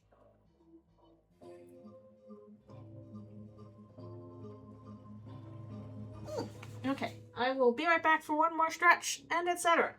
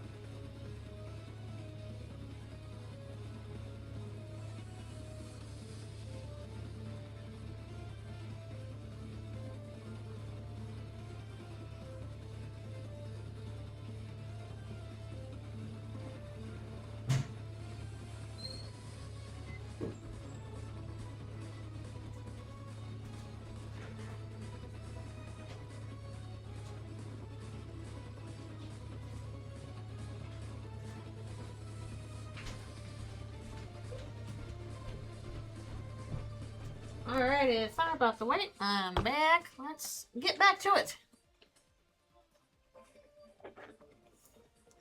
Oh no, that's annoying.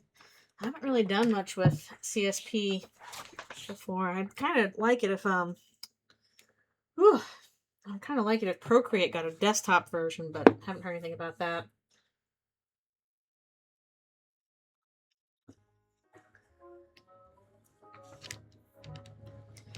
Back into it. Blue was very fun. I did enjoy Blue. I guess, another thing that's sad that we can't recruit, the flowers to the town is we can't have Blue interact with Miss Mizzle. When Miss Mizzle was like, oh, you must go talk to Blue, he's the coolest. Not as cool as me, though. I'm also just now realizing how kind of, like, horrific in hindsight the whole Miss Mizzle scene was for Deltarune Chris with the continuous drowning. Oh no. I didn't realize. I mean, maybe I kind of realized, but oh no. Oops. Prophetic. Extremely funny, especially because, like, the next scene I need to work on, the next normal scene for Deltarune was going back with Asriel, who looks a little similar to Flowery in terms of, like, being the big blonde twunk kind of thing. And he gets, like, taken out by the knight. He gets, like, totally not, well, I guess technically by a Titan guard, but just, like, has an encounter with the knight, and he's gonna get his shit wrecked. And I'm like, wait a minute. Wait a minute. That just happened. I didn't even... I wrote this before the chapter came out. Oh no! I'm honestly not sure. I would have to think on it. I'd have to, like, kind of let the idea come to me naturally. I don't think I'm going to draw any scenes for them right now. I don't really have plans for that because I really want to finish the AU before Chapter 6. And Chapter 6 seems like it's coming faster than I thought, which means I'm going to have to, like, focus on the ending. I've got, like, 3 more scenes, regular scenes, that I know I need to draw. But I'm like, I don't know if I have time to, like, put in some Chapter 5 stuff. Yeah, at least the thing about Pink is that Maddie was mentioned in an earlier scene. Like, Undyne brings up, oh, this is the ghost house. This is where the ghost lives, and Maddie is a ghost there. So I'm not sure how I would then apply that to, like, the Dark World.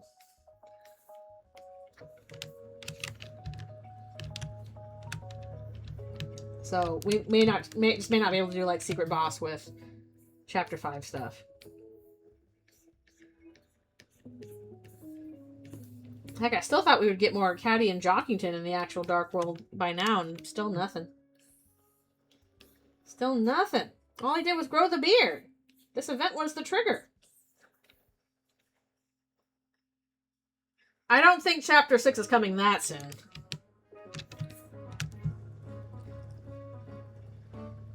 Yeah, that is true. Ghosts can move more freely, so...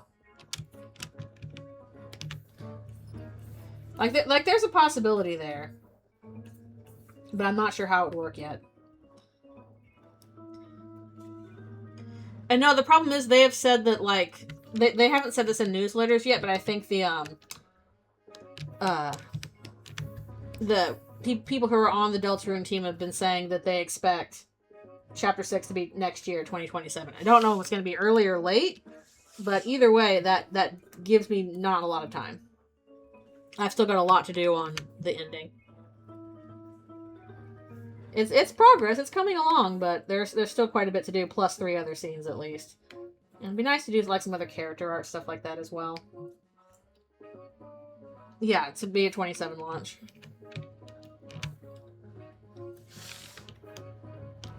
Especially if they're like, oh, we might actually even start moving on to chapter 7 by the end of this year, like some of the team, then that's going a little fast. I'm scared.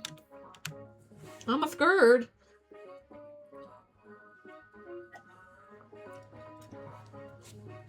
Yeah, like fall 2027 could happen, but that that time will go fast. I know that much. How do I want to do the outline for him?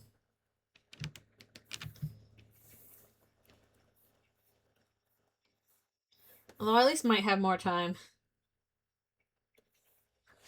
to work on stuff this fall.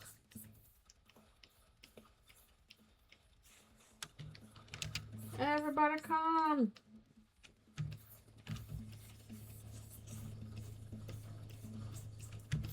Yeah, I would hope the whole team survives, yeah. Because as people, I would assume that would happen.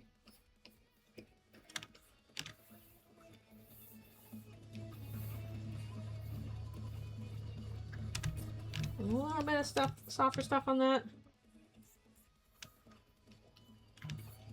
Try some different things. I don't know what I'm doing. We're messing with stuff. Okay, we got a blue. Yeah, I suppose that's a risk of any long-term project. But at the very least, we are in the last third of it, I would say.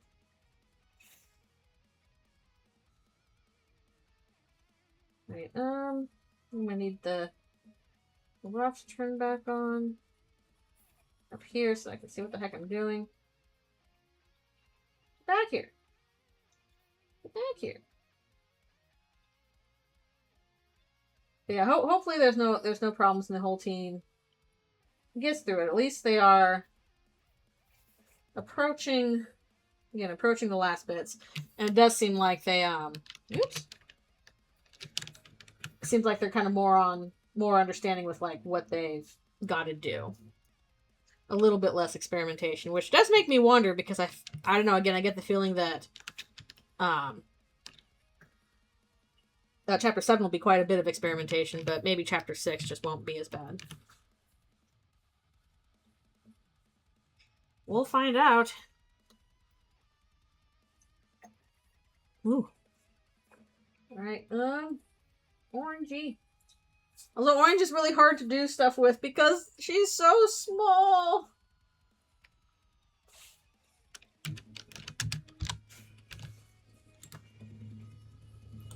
She's so little. There's like barely any pixels there.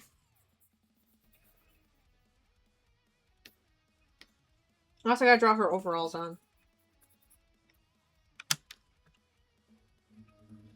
What color was her tail again?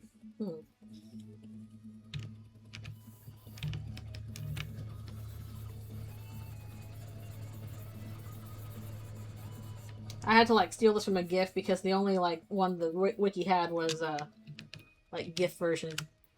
Orange, my big favorite. I like her and her juice.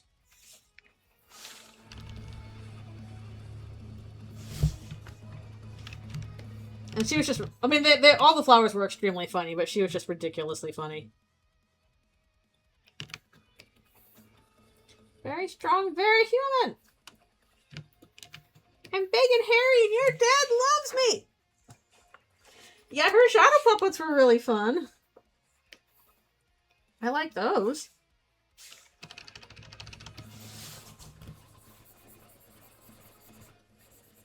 Very, very cute. So beautiful. So powerful.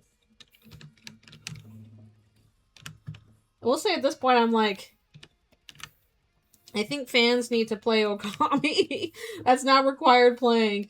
So much of that chapter 5 in the palace, I was like, Okami! Okami music! Okami mechanics!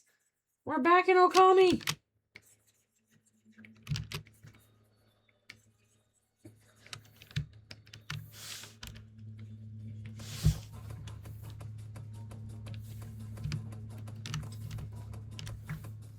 think you did. Yep, yep, yep. I think that's true.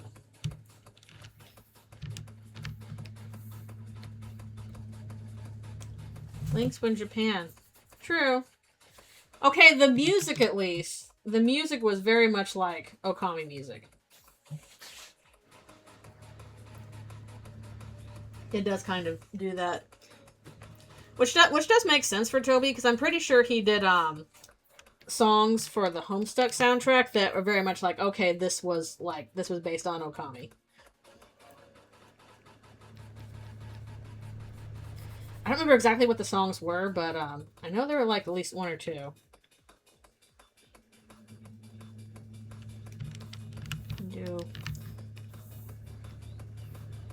You're too dumb for my words, then talk to my fists!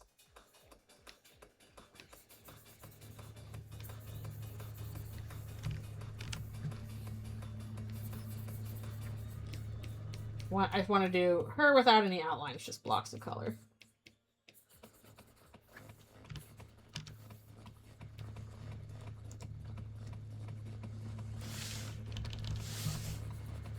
Yeah, even the music of that area was kind of like a blend of the two ideas, which is interesting.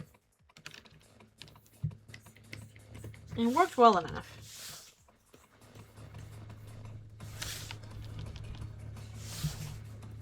I feel like this whole area was just so dang big. Like, man, this is like one of our biggest Dark Worlds. And I thought that Chapter 4 one would be big. That one was huge.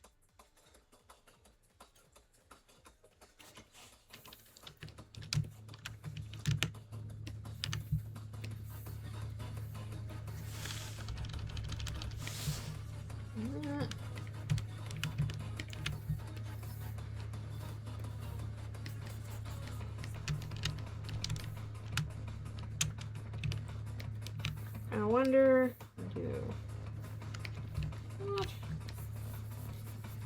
It is nice to try out different color stuff. She got little overall for fighting. I will say though, like, as fun as these characters are, I hope that this doesn't like discourage people from, you know, doing their own fan works of like the Undertale humans acting differently, because like, I don't know, people were already harsh on Undertale Yellow and all that kind of stuff. I don't want this to turn around into like, no, you didn't have the purple game be exactly like Seth, therefore it's not canon. Like, let's not do that.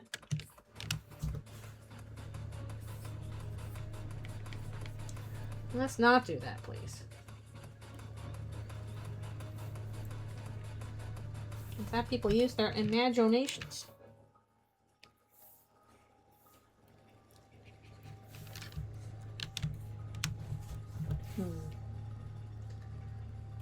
Yeah, I think we can do very basic stuff on that. Maybe we'll add like, I don't know,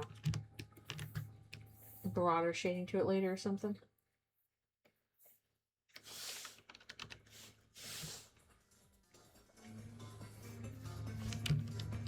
How do you type with boxing gloves on?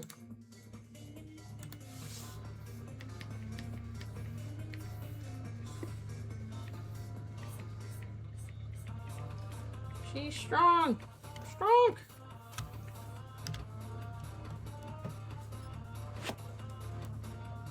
Flat. Oh, yeah, that's silly. How can you possibly account for all the stuff and that the fandom says in this fan game? Like, because it's a fan game, it's fine. We can do different things.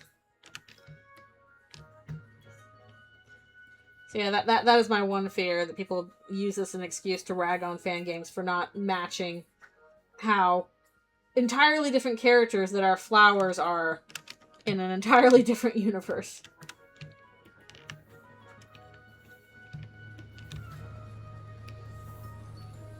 Let people have freedoms.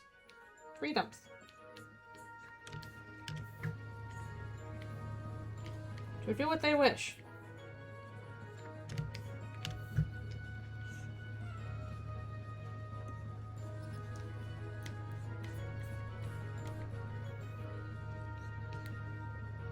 And yeah, at least from the game itself, they also pretty much said, like, they didn't say, oh, Asgore killed all of this, they never got past Asgore. So, that could be a situation of they just never even got to Asgore in the first place. We don't know for sure.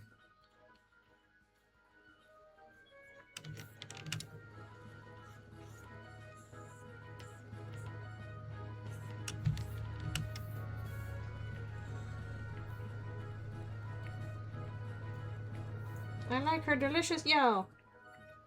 So cute. Also, man, I really want to do the stream with friends soon. But it's just going to be a matter of if we can coordinate our schedules. It's hard.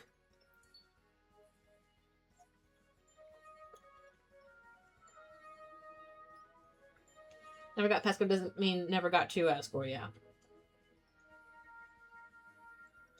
Okay, yeah, I wouldn't be surprised.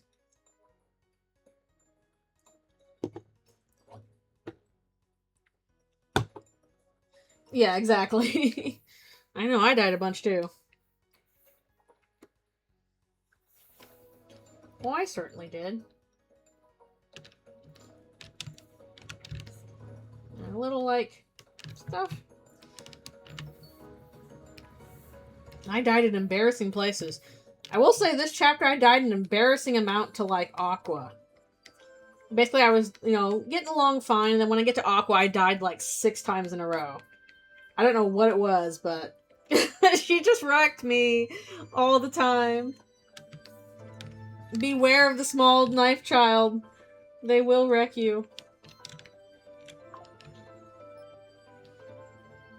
Well, that might be what we do with orange. Still, there's so much dang orange on yellow. Yellow, stop stealing the orange's orange. Stop it. Okay, I think we got an orange there. Yeah, I don't know what it was. Knife explosions broke brains. The Omega attack got me a bunch too. It's like the Omega attack is kind of thing. I'm like, okay, I can navigate this for like, you know, 4 seconds or something. But it felt like it was a really long attack that just kind of kept going on and on. And the longer it went on, the harder it was to dodge. The answer to where are the knives? Aqua has them. All of them. She has all the knives. Where is Seth? There's Seth. Let's work on Seth.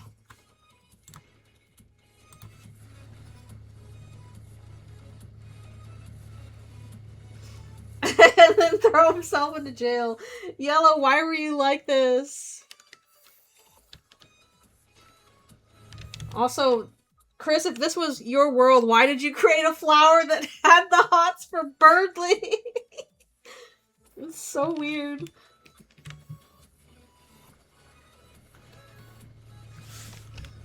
I'll bring your world to life, and I'll give you a feather from the weirdo that we have to deal with. Just Chris coming in, whispering to Seth, "Birdly." Purple flower does not move. Birdly. Curdly shippers getting juice through Seth. Who would have guessed? Follow up on the Birdly jokes is how we get them back. Yes, yes. But like, luckily, I've studied horticulture. I'll find a way to save these flowers.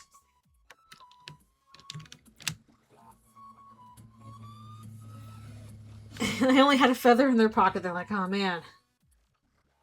Well, I could have this flower be like sapient sexual for an annoying bird.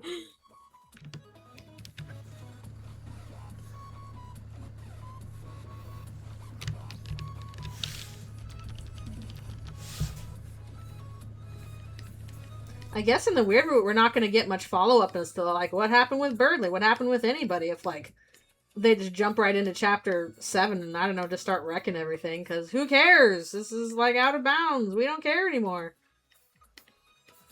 I guess that's where you could get your, like, and then they kill everybody in hometown kind of thing. Which I was always a little bit iffy on.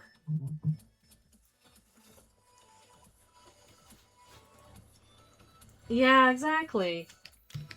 It's rough, because it's like, but they would be so fun. I'm pretty sure that's why they put in all the cafe interactions anyway. It's like, here, have just some fun interactions with these guys. God, you're so fucking smart.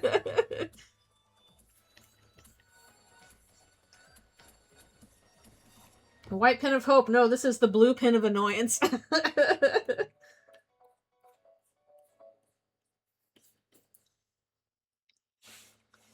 Yeah, cafe feels like next best thing.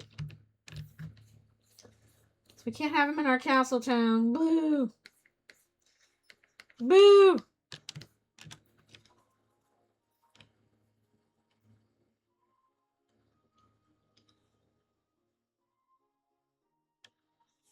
I'm pretty sure that they can.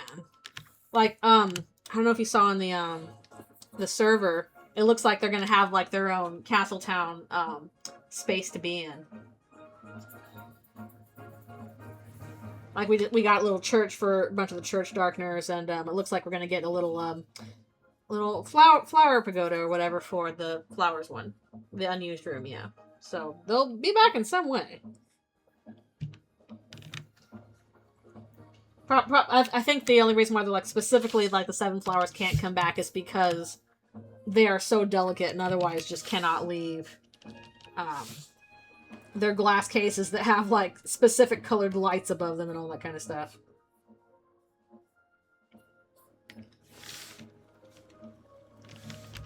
The lead remaining flower Kingdom Darkner is Netsky? I don't know.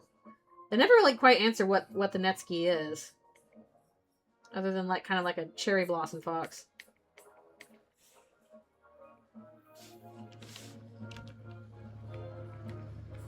Yeah, I thought that they would, like, spend some time getting Jack back to the castle town because they're so big, and nope, they took him just off screen.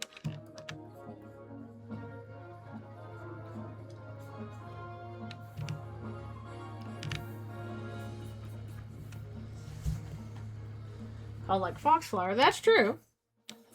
That's true. They could be a foxflower. That makes sense. How many different kinds of flowers you got in there?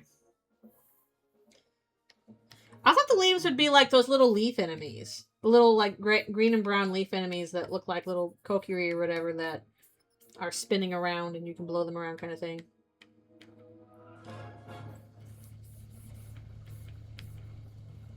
Could be different types of leaves. Could be.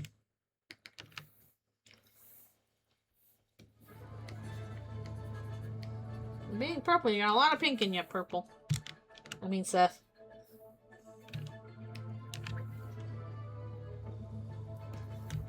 Seth out here like, am I the only one taking being human seriously? Like, I love that, like, all the flowers have, like, oh, I'm just pink and orange and purple and yellow and stuff. It's like, no, I'm Seth. You have to have a human name. I'm Seth. And everybody's like, okay, that's your name then.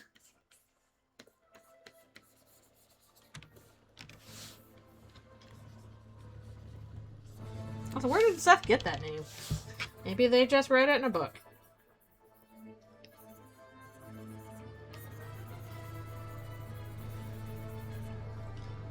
Can I be purple if you're not anymore? No.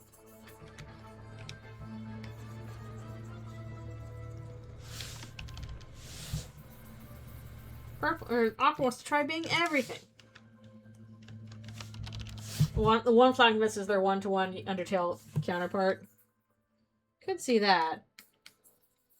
But yeah, then I think everybody's gonna try and do anything with Undertale purple thing. It's like, oh, well, now we gotta have this character named Seth.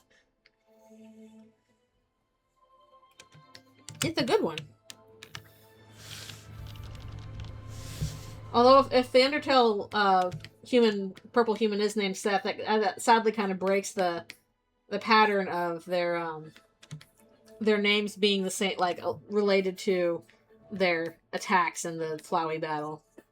Like, I like the idea that, you know, Clover was named Clover because their, you know, healing bullets were Clovers. I like the idea that Sunny is named Sunny because their bullet patterns were sunny side up eggs, stuff like that. I like Melody for the blue human because that's a nice name and can tie into their abilities kind of stuff, but I'm not sure how you get Seth.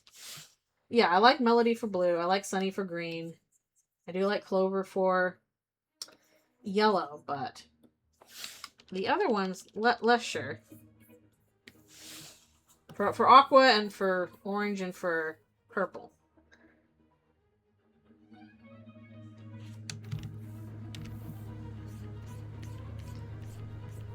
Like how would you have a name for them that like exemplifies like their healing bullets basically?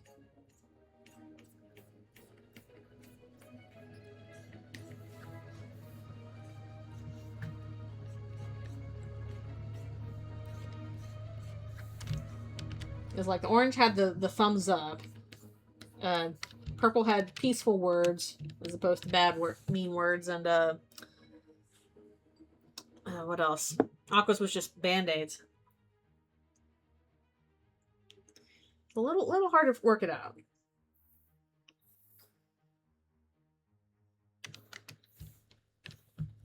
Why are they purple?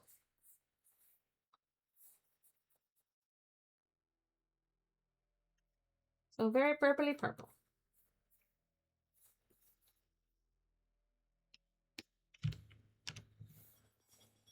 I feel like I've heard some good ideas a while back, but I can't remember what all of them are.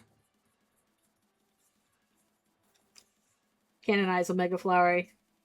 Yep. It definitely seems like I'm like, use your Omega attack.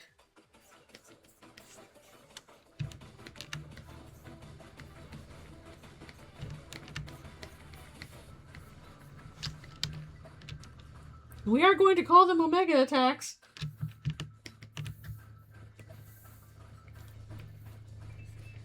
A little bit more shading on purple. On Chef here. And Omega or Photoshop Flower is very fun.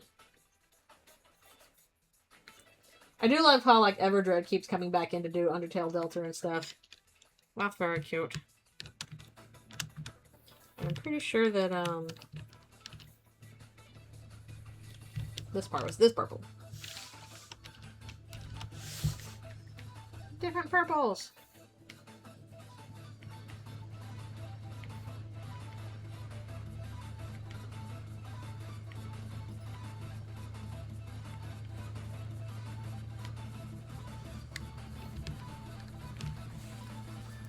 Whew.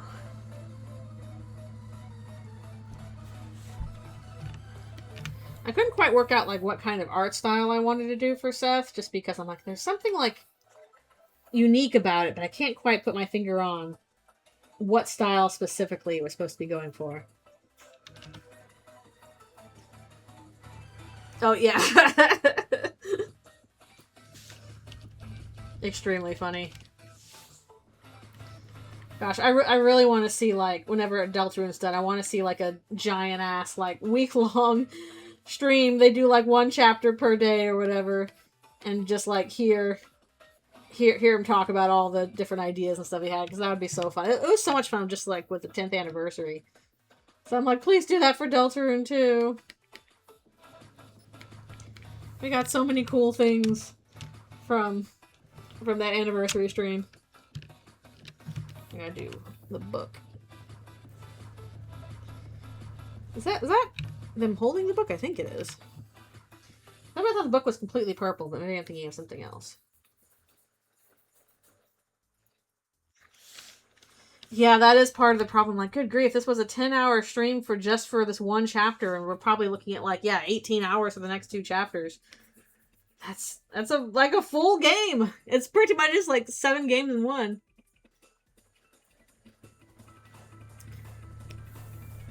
They're very Homestuck coded, but I think it is kind of impossible to avoid the Homestucks in Undertale Deltarune. It's in the DNA. All you can do is accept it.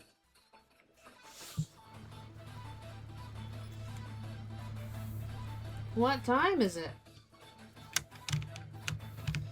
I'm assuming that's their book. Let's pull this from the wiki, so hopefully it's correct.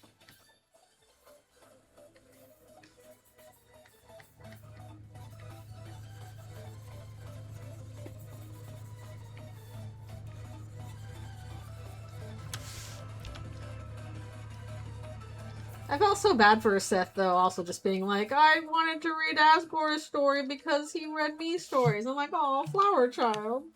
Aw.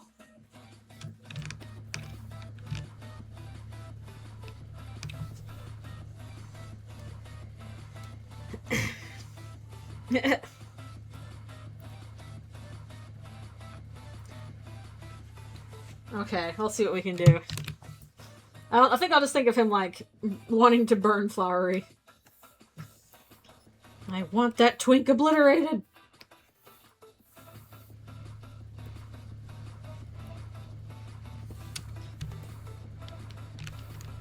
Okay. Yeah! Oh, gosh darn it. It's doing this thing. I gotta close it and open it again. Get back here.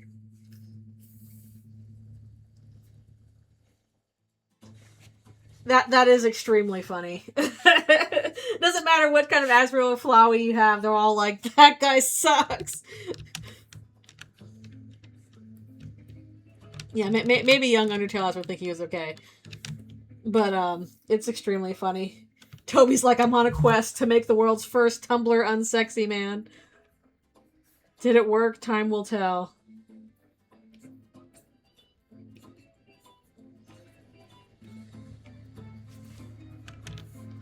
It's just like that's what Susie's working on while she's living in the closet. I can get the flowers here if I can just get a skylight in here. It'll work. Susie, why are you sleeping in a supply closet?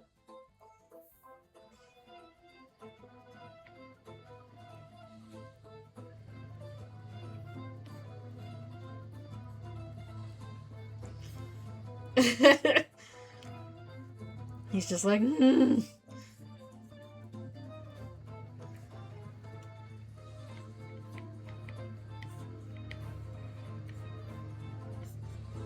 Here's his doofy evil grin. I don't know if this works very well.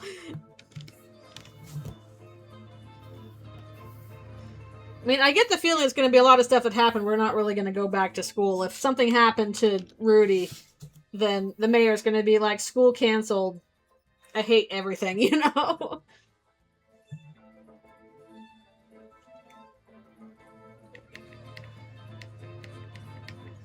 I don't think Susie's living situations are healthy either way. I mean, even before this, people were like, what if she's homeless? So, like, even if she was, like, sleeping at home, it doesn't seem like it was a safe environment for her.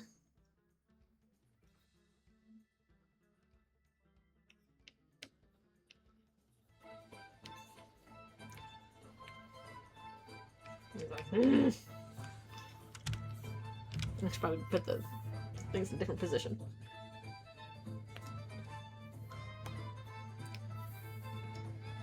Yeah.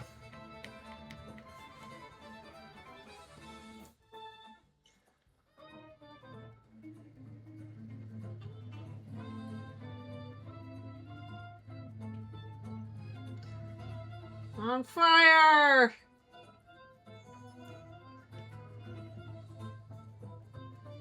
Yep, exactly. Everybody's like, oh, it's gonna be Asgore, and his thing's gonna burn down. No, it was just Ralph being a hater. There we go. He's having a nice, happy thought. The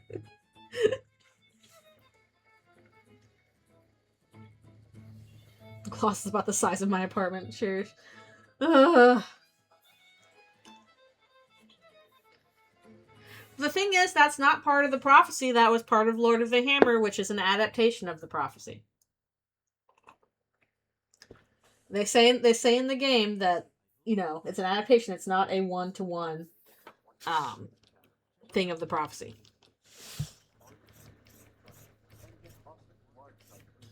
I could add a little petal poking out there. That'd be cute. This is why Susie needs to be adopted by the end, so that she has an actual, like, place to stay. Please give Susie a real home. Stop having her sleep in a horrible situation or in a closet.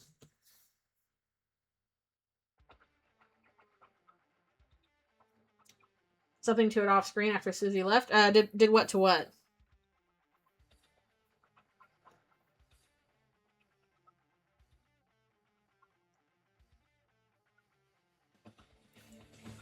That. Like, did something to the closet?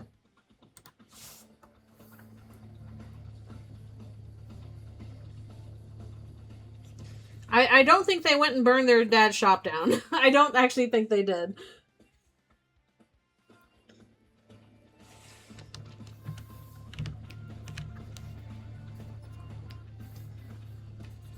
I think they're in too much of a position where, like, I don't know.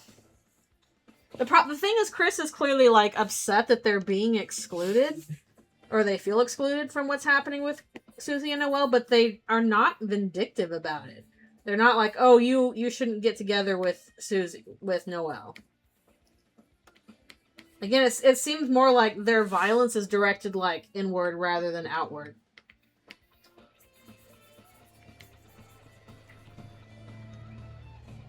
Yeah, I think they might have gone home and just cried. I hope they got some sleep or something, because what the hell were they doing the previous night? They probably didn't even get that. Carol's like, no, now I need to run over here and do this nonsense. And I'm like, fine, here I go again.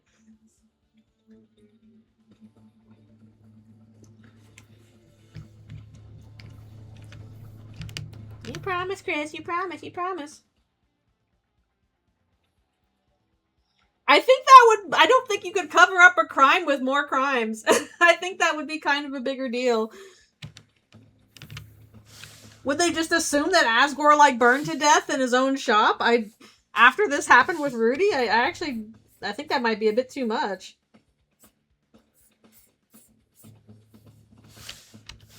At least if, like, you know, Asgore's kidnapped, you have, like, time for people to figure that out, as opposed to, like, we just burned down his shop. Okay. Chris, you live here already.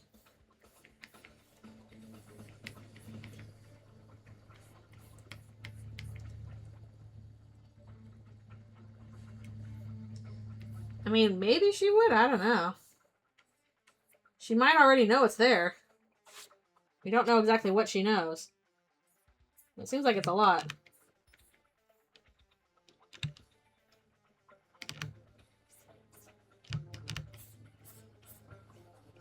Like, if there was a time where Chris was very violent in the past, I think that violence at this point is just so directed inwards.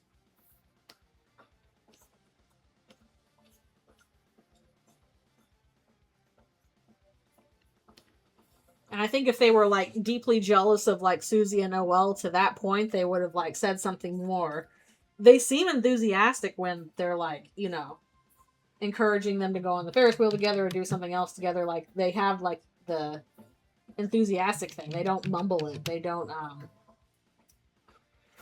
seem hesitant about it. What they seem hesitant about is admitting the fact that they, you know, also have feelings for Susie.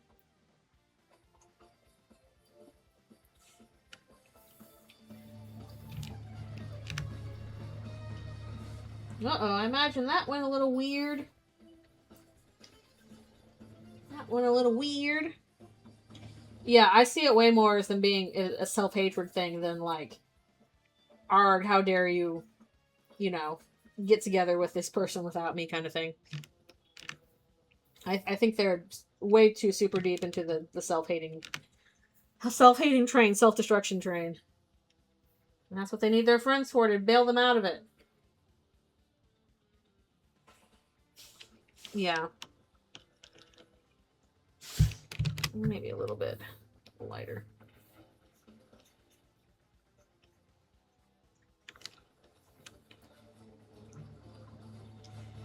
Yep. That's why, again, that's why I want later chapters to be like, have the friends go, nope, you don't get to destroy yourself over this. You deserve to live too.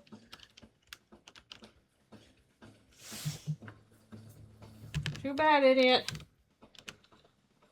If there's anything else to be done with this style, or if this one works okay. Actually, I don't know if I necessarily like not so much in the glasses. I don't know. Maybe they'll just have to have rims or something. It's hard to tell because their glasses are so funky looking. I guess that works okay. Right, we are going to try and do different lines on these guys.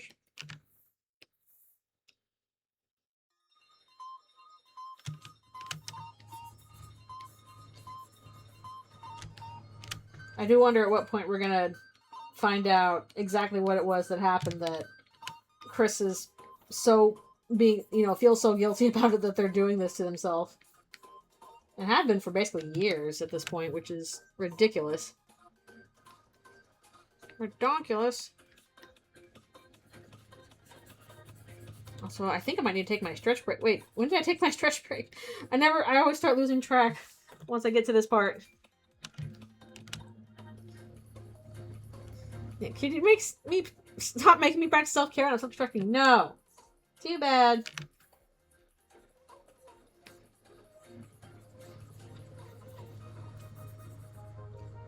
You want that, you'll go to the weird route.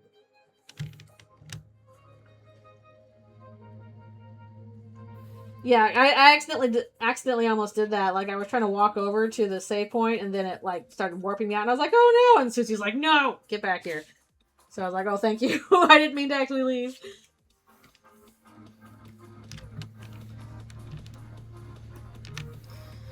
Oh yeah, like, those are definitely a part of it. For sure. I mostly just wonder, I'm like, okay, is this because they were actually, like, directly responsible for what happened with her? Like, blood literally on their hands kind of thing. Well, not literally, I guess. But, like, they were literally directly responsible, or if they are blaming themselves even though they are not directly responsible. Like, which direction does it go in?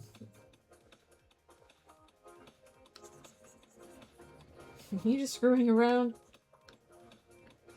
Somebody is.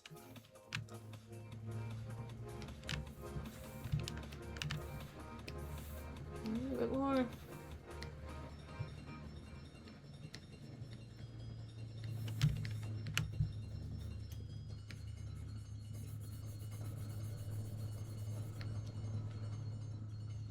Yeah, that's why I'm kind of wondering, like, okay, was it a violence thing? Because that whole, like, the disappearance and then just, like, red screen and, like, swoosh sound implies violence of some kind. But how? Why? Kind of thing. Especially if there was, like a lake drowning thing involved.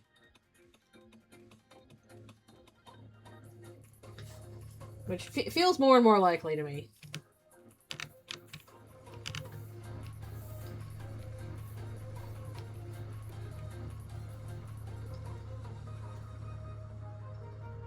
Oh, sorry about the ads.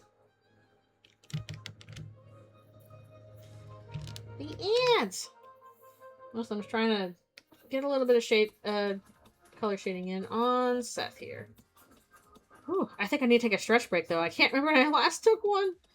Because usually I take one half an hour before we have our last half hour.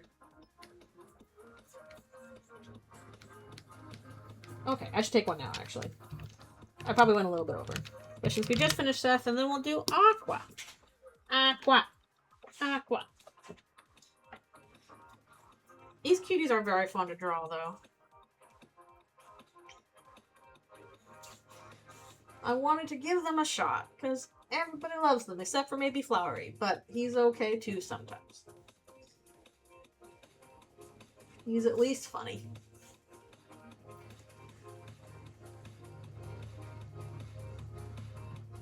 You're free from ads! I'm just taking a quick stretch break before we do our last bit. This, I don't know if I'll be able to finish Flowery himself on stream, but got through most of them. I gotta work on background stuff for it too. I need to figure out what I'm gonna do for backgrounds. Maybe I'll put like some floral patterns back there. Gotta give Flowery a bunch of twinkles.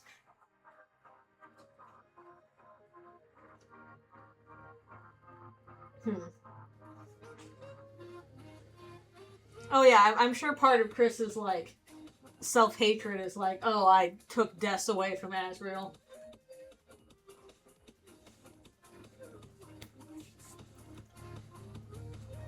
And the rest, and you know, and Noelle, the rest of the family and stuff.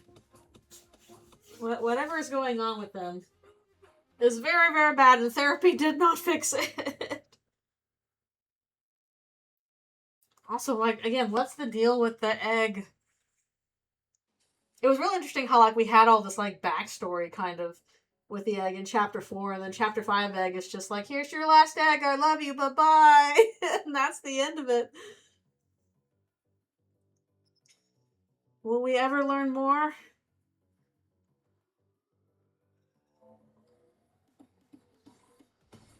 Strangely forgotten man.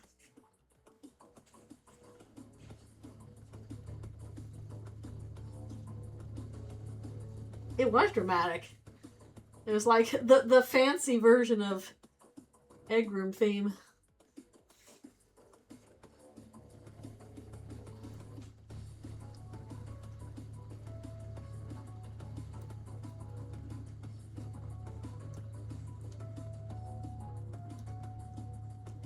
Yeah, again, I can't see a thing where, like, whatever happened to Des involved her drowning and Chris almost drowning in the lake. Maybe they fell through ice, maybe they did it on purpose kind of thing.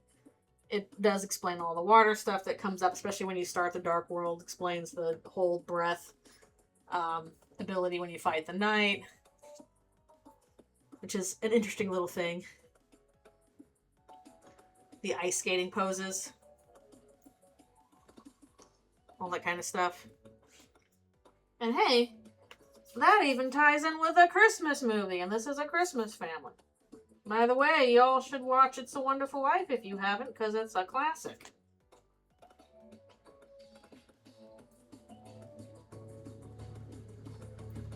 And there's also a Christmas story about how your life can go in different directions, depending on your presence in the narrative. Hum. Alright, be right back for one more stretch.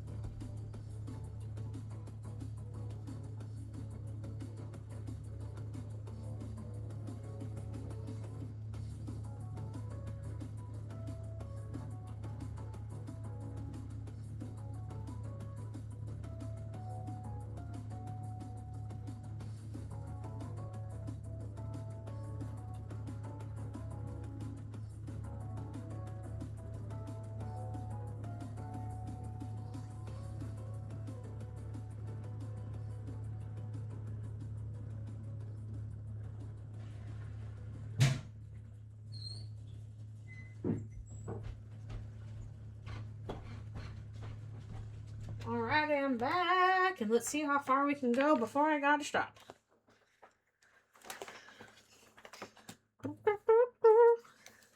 Let's go on to Aqua. Aqua. Aqua. Not Kingdom Hearts Aqua, though. Different one.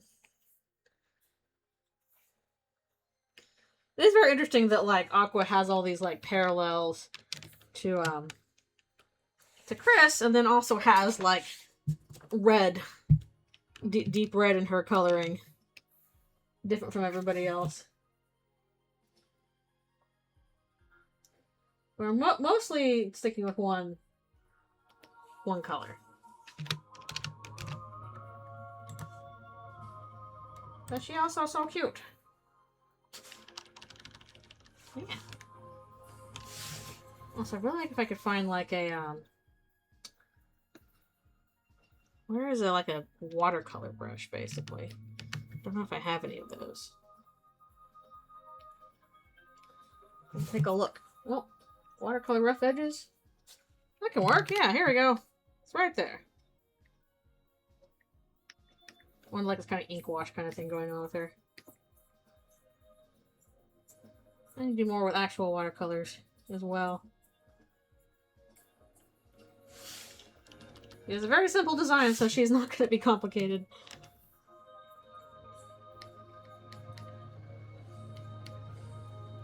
Was the inside of her mouth red?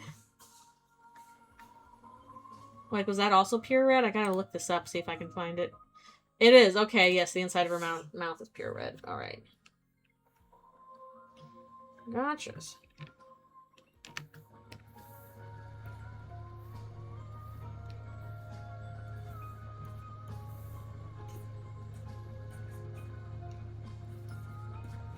I'll probably be able to finish this one today, assuming I can figure out a good background for it. No, she's hiding her Cyclops eye, in this case. Sorry, maybe next time. It's a surprise for later. Why does she have only one eye? What do you call a cute girl with one eye and knives? Why does the caca make its cry? The pencil. It's gotta be the oil heavy flow. Kind of look like ERAM? Maybe.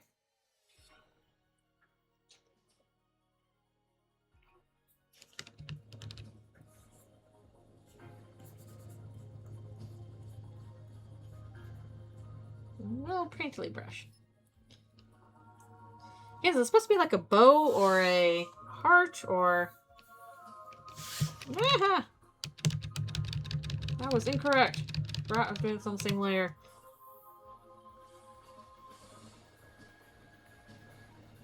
Let's do kind of heart, kind of bow. Kind of both.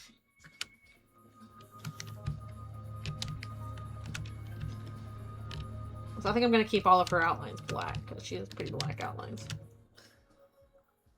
Oh wait, I need to do her collar red too.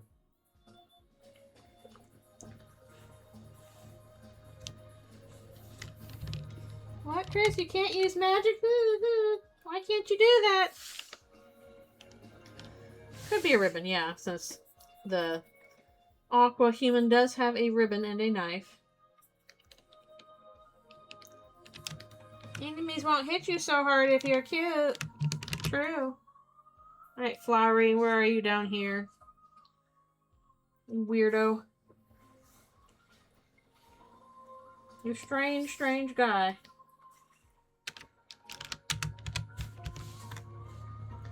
I'm gonna do like really soft shading on him or something. Picture Bows have not really drawn much in like an anime style, so. Oop. I don't like that.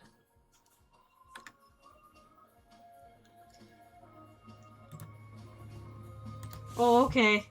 I might do that as an actual fan art. I kind of wanted to start it, but I didn't get the chance before we did stuff, because good grief, I've been spending so much time just like talking about the game and thinking about it that I haven't had a chance to do much art. That's why I'm pulling up the doodle page. I mean, we can still do it. This would just be like a quick one as opposed to like a nicer one that takes more time.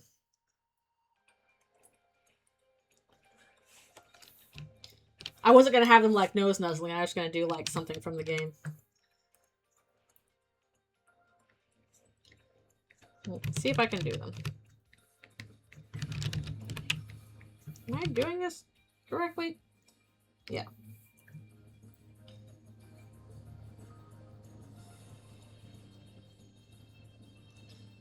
They're so cute. We'll stick with this. Plus, I probably won't do like a full thing. It'll just be like from the waist up or something like that.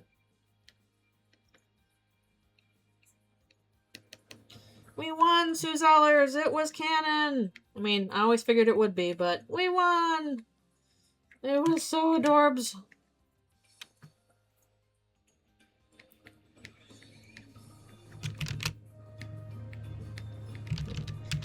Do her big ol' snoot.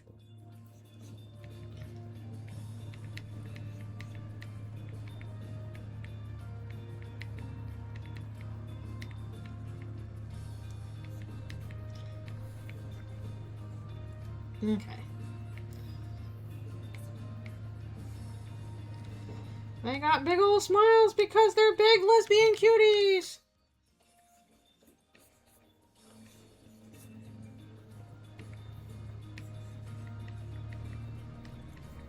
I love the fact that they even like changed like Noelle's sprites to her being held and just like, my heart. Speaking of heart.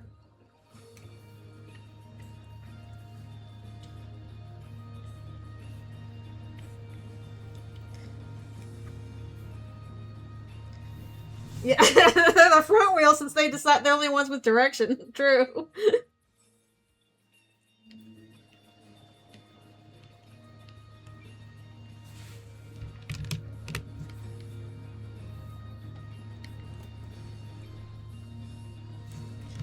Susie meant for that scene. Oh, that's cute. Interesting.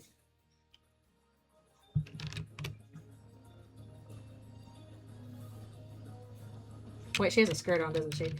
Oh, I keep forgetting.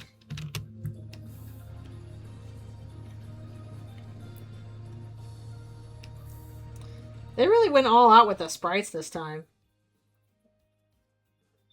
Which I always appreciated. New sprites. Always good.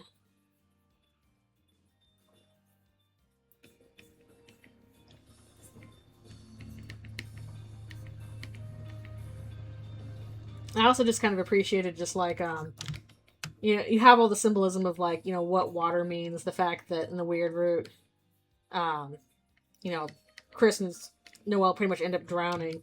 Whereas in the normal route, it's like Susie is leading her into the water, but it's not out of danger. It's out of like, we're going to like, you know, move forward into something new together.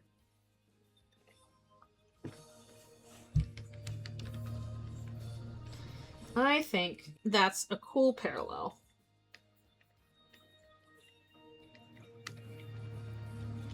How Active Antenna and the color flowers would go? I guess it depends on the flowers. I'm sure it'd be very funny though, because they're all very funny.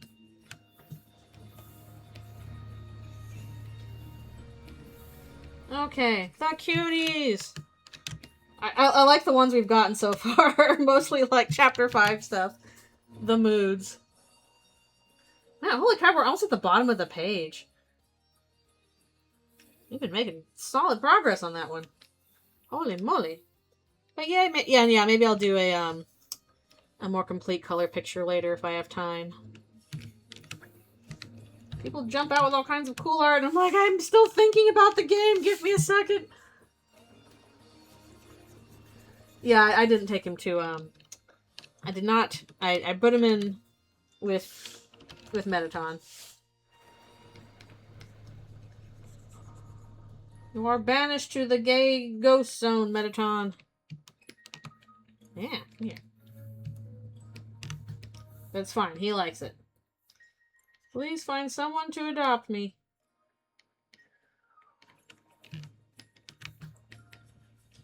Get that. Probably getting his shoe color wrong a bit. Yes, I do know that he does the dump her ass thing. I know it's funny. Heck, I actually usually missed getting him in Castletown at all. I would usually just take him straight to Metatons. I didn't even get him in Castletown a bit. So the mics are like, well, I guess we don't have to be Mike anymore.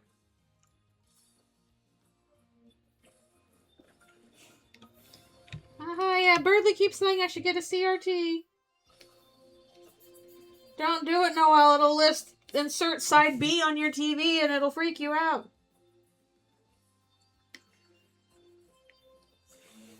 Dump her ass. I'll have to do like softer shading here or something. I don't know. Another one. Timmy's 14 OC. Please share a reference. I know I've seen her OC around, but I don't remember it exactly what it looks like, so a reference would be good. I love how, like, in the middle of the game, Timmy's like, please play 14! That is something I wanted to bring up in the comic if I ever get to doing it, is that, like, normal Noelle recognizing, well, I can't even hate you too much because I know that we both would do this.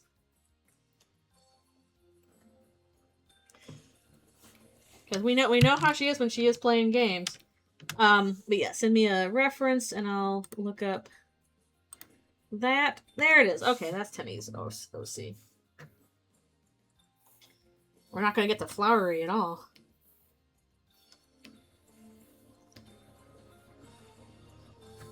Noelle was always like, I would do the evil roots. It was just kind of fun.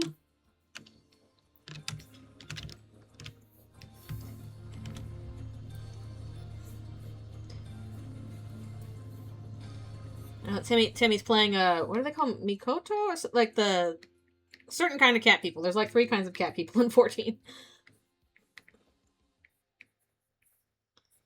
I can't remember all their names.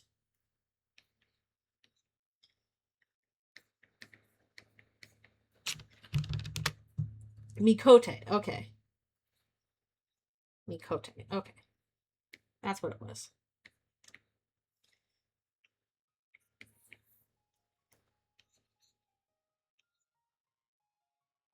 Maybe we should fill in the eyes a bit.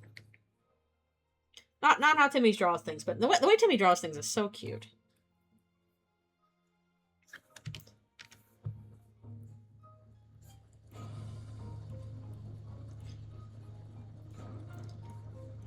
So much personality.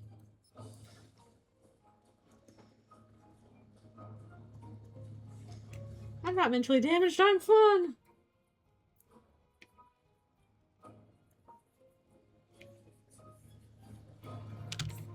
Got her little spear. I'm not sure what class she is in the game, but...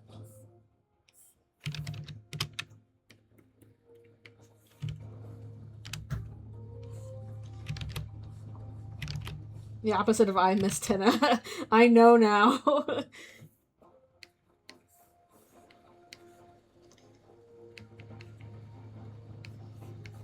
I'm falling!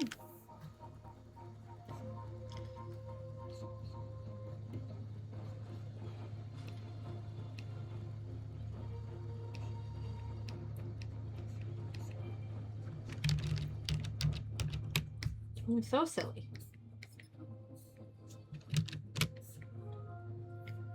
I'm probably getting this slightly wrong.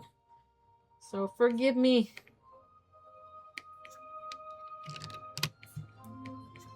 Trying to match her style a bit. And I'm sure it's not quite right.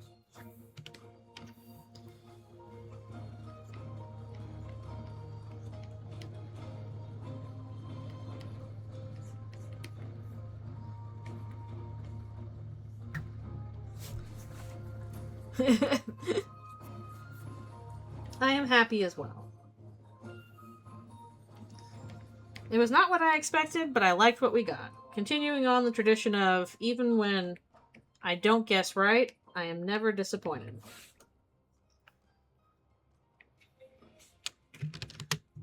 So I will have faith that the rest will turn out well. Even if the stuff I'm like, oh, I don't know if this will work, I will probably be surprised and be like, oh yes, this does work.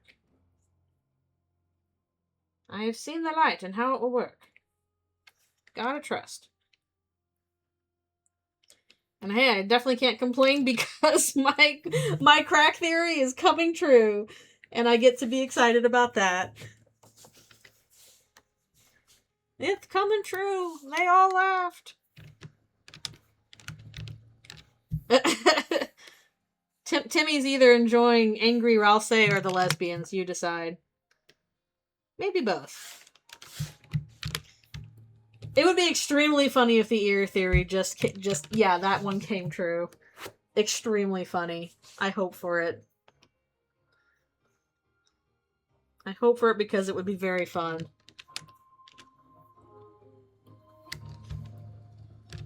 All your wildest theories are correct. Come on in. Just extremely funny. Like, Mew Mew, why did you bring that up?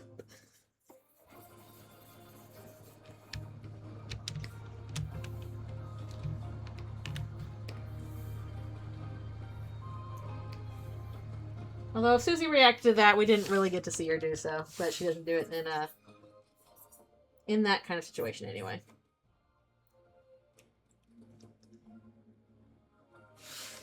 Well, then you just make it work, you cowards!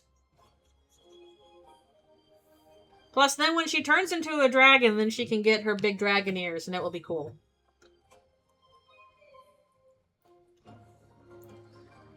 Oh, right. Finally, visible ears. That's right, that is her line for equipping the Netski hat. That's true.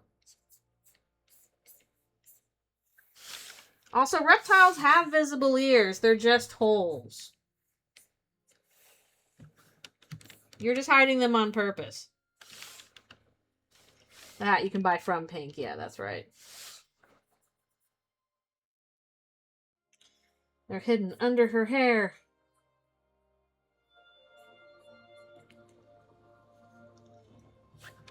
Even if the ear thing does not end up coming true, I do think we're on track with half-human Susie. I think at this point that is the explanation that really does make the most sense based off just like the conversation with Orange. You kind of have to stretch it even more for it to be like, oh no, this is about how she grew up with humans and didn't fit in. It's like she wouldn't be so cagey about it, I think, if that were the case.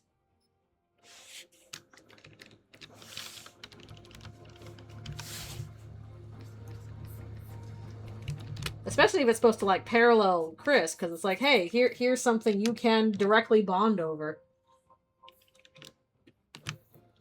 But she does not want to bring it up.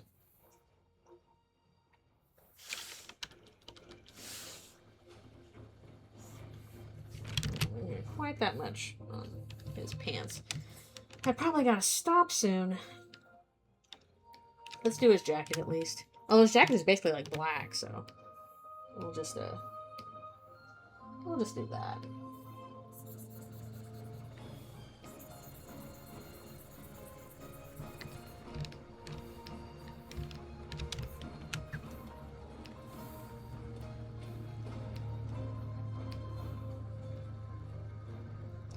I just laughed so much when this guy first showed up. I'm like, what am I looking at here?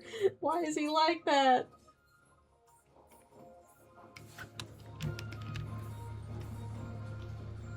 Because it was funny.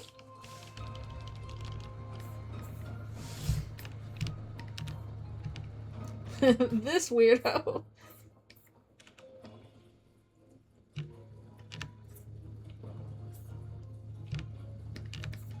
I hope people make a million memes out of all of his weird clips.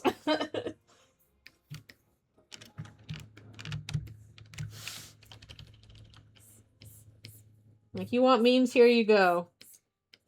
World's unfunniest weird, like, least sexy weird little guy. And he's supposed to be a sexy guy. The contradictions. Also, easy cosplay to do, so I wouldn't be surprised if, He's at cosplays a lot.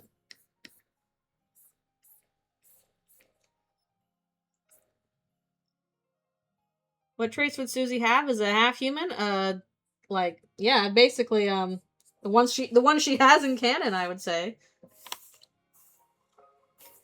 I think clearly the smaller tail is a sign of that. Like maybe she's normally supposed to have a much larger tail, and she doesn't. And that's kind of gets embarrassing both ways, because now, like, if she's exclusively among humans, then they're like, haha, you got a tail kind of thing. But if she's just among monsters, then it's like, well, why is she embarrassed about her tail? Everybody here's got a tail as well. And most of them do. And yet she's still embarrassed about it for reasons. Think Susie's blood is a half-human trait? I do, yes. I think that's why we got that emphasis on it in Chapter 4.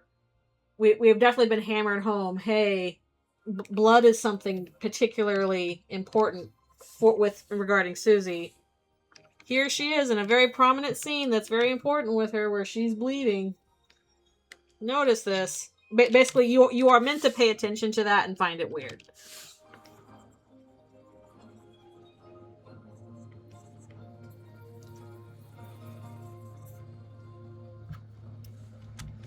I mean, I think they are built different from Undertale monsters because, for one thing, yeah, like, they clearly have organs, stuff like that. They are clearly more physical than Undertale monsters. They are not purely magical beings.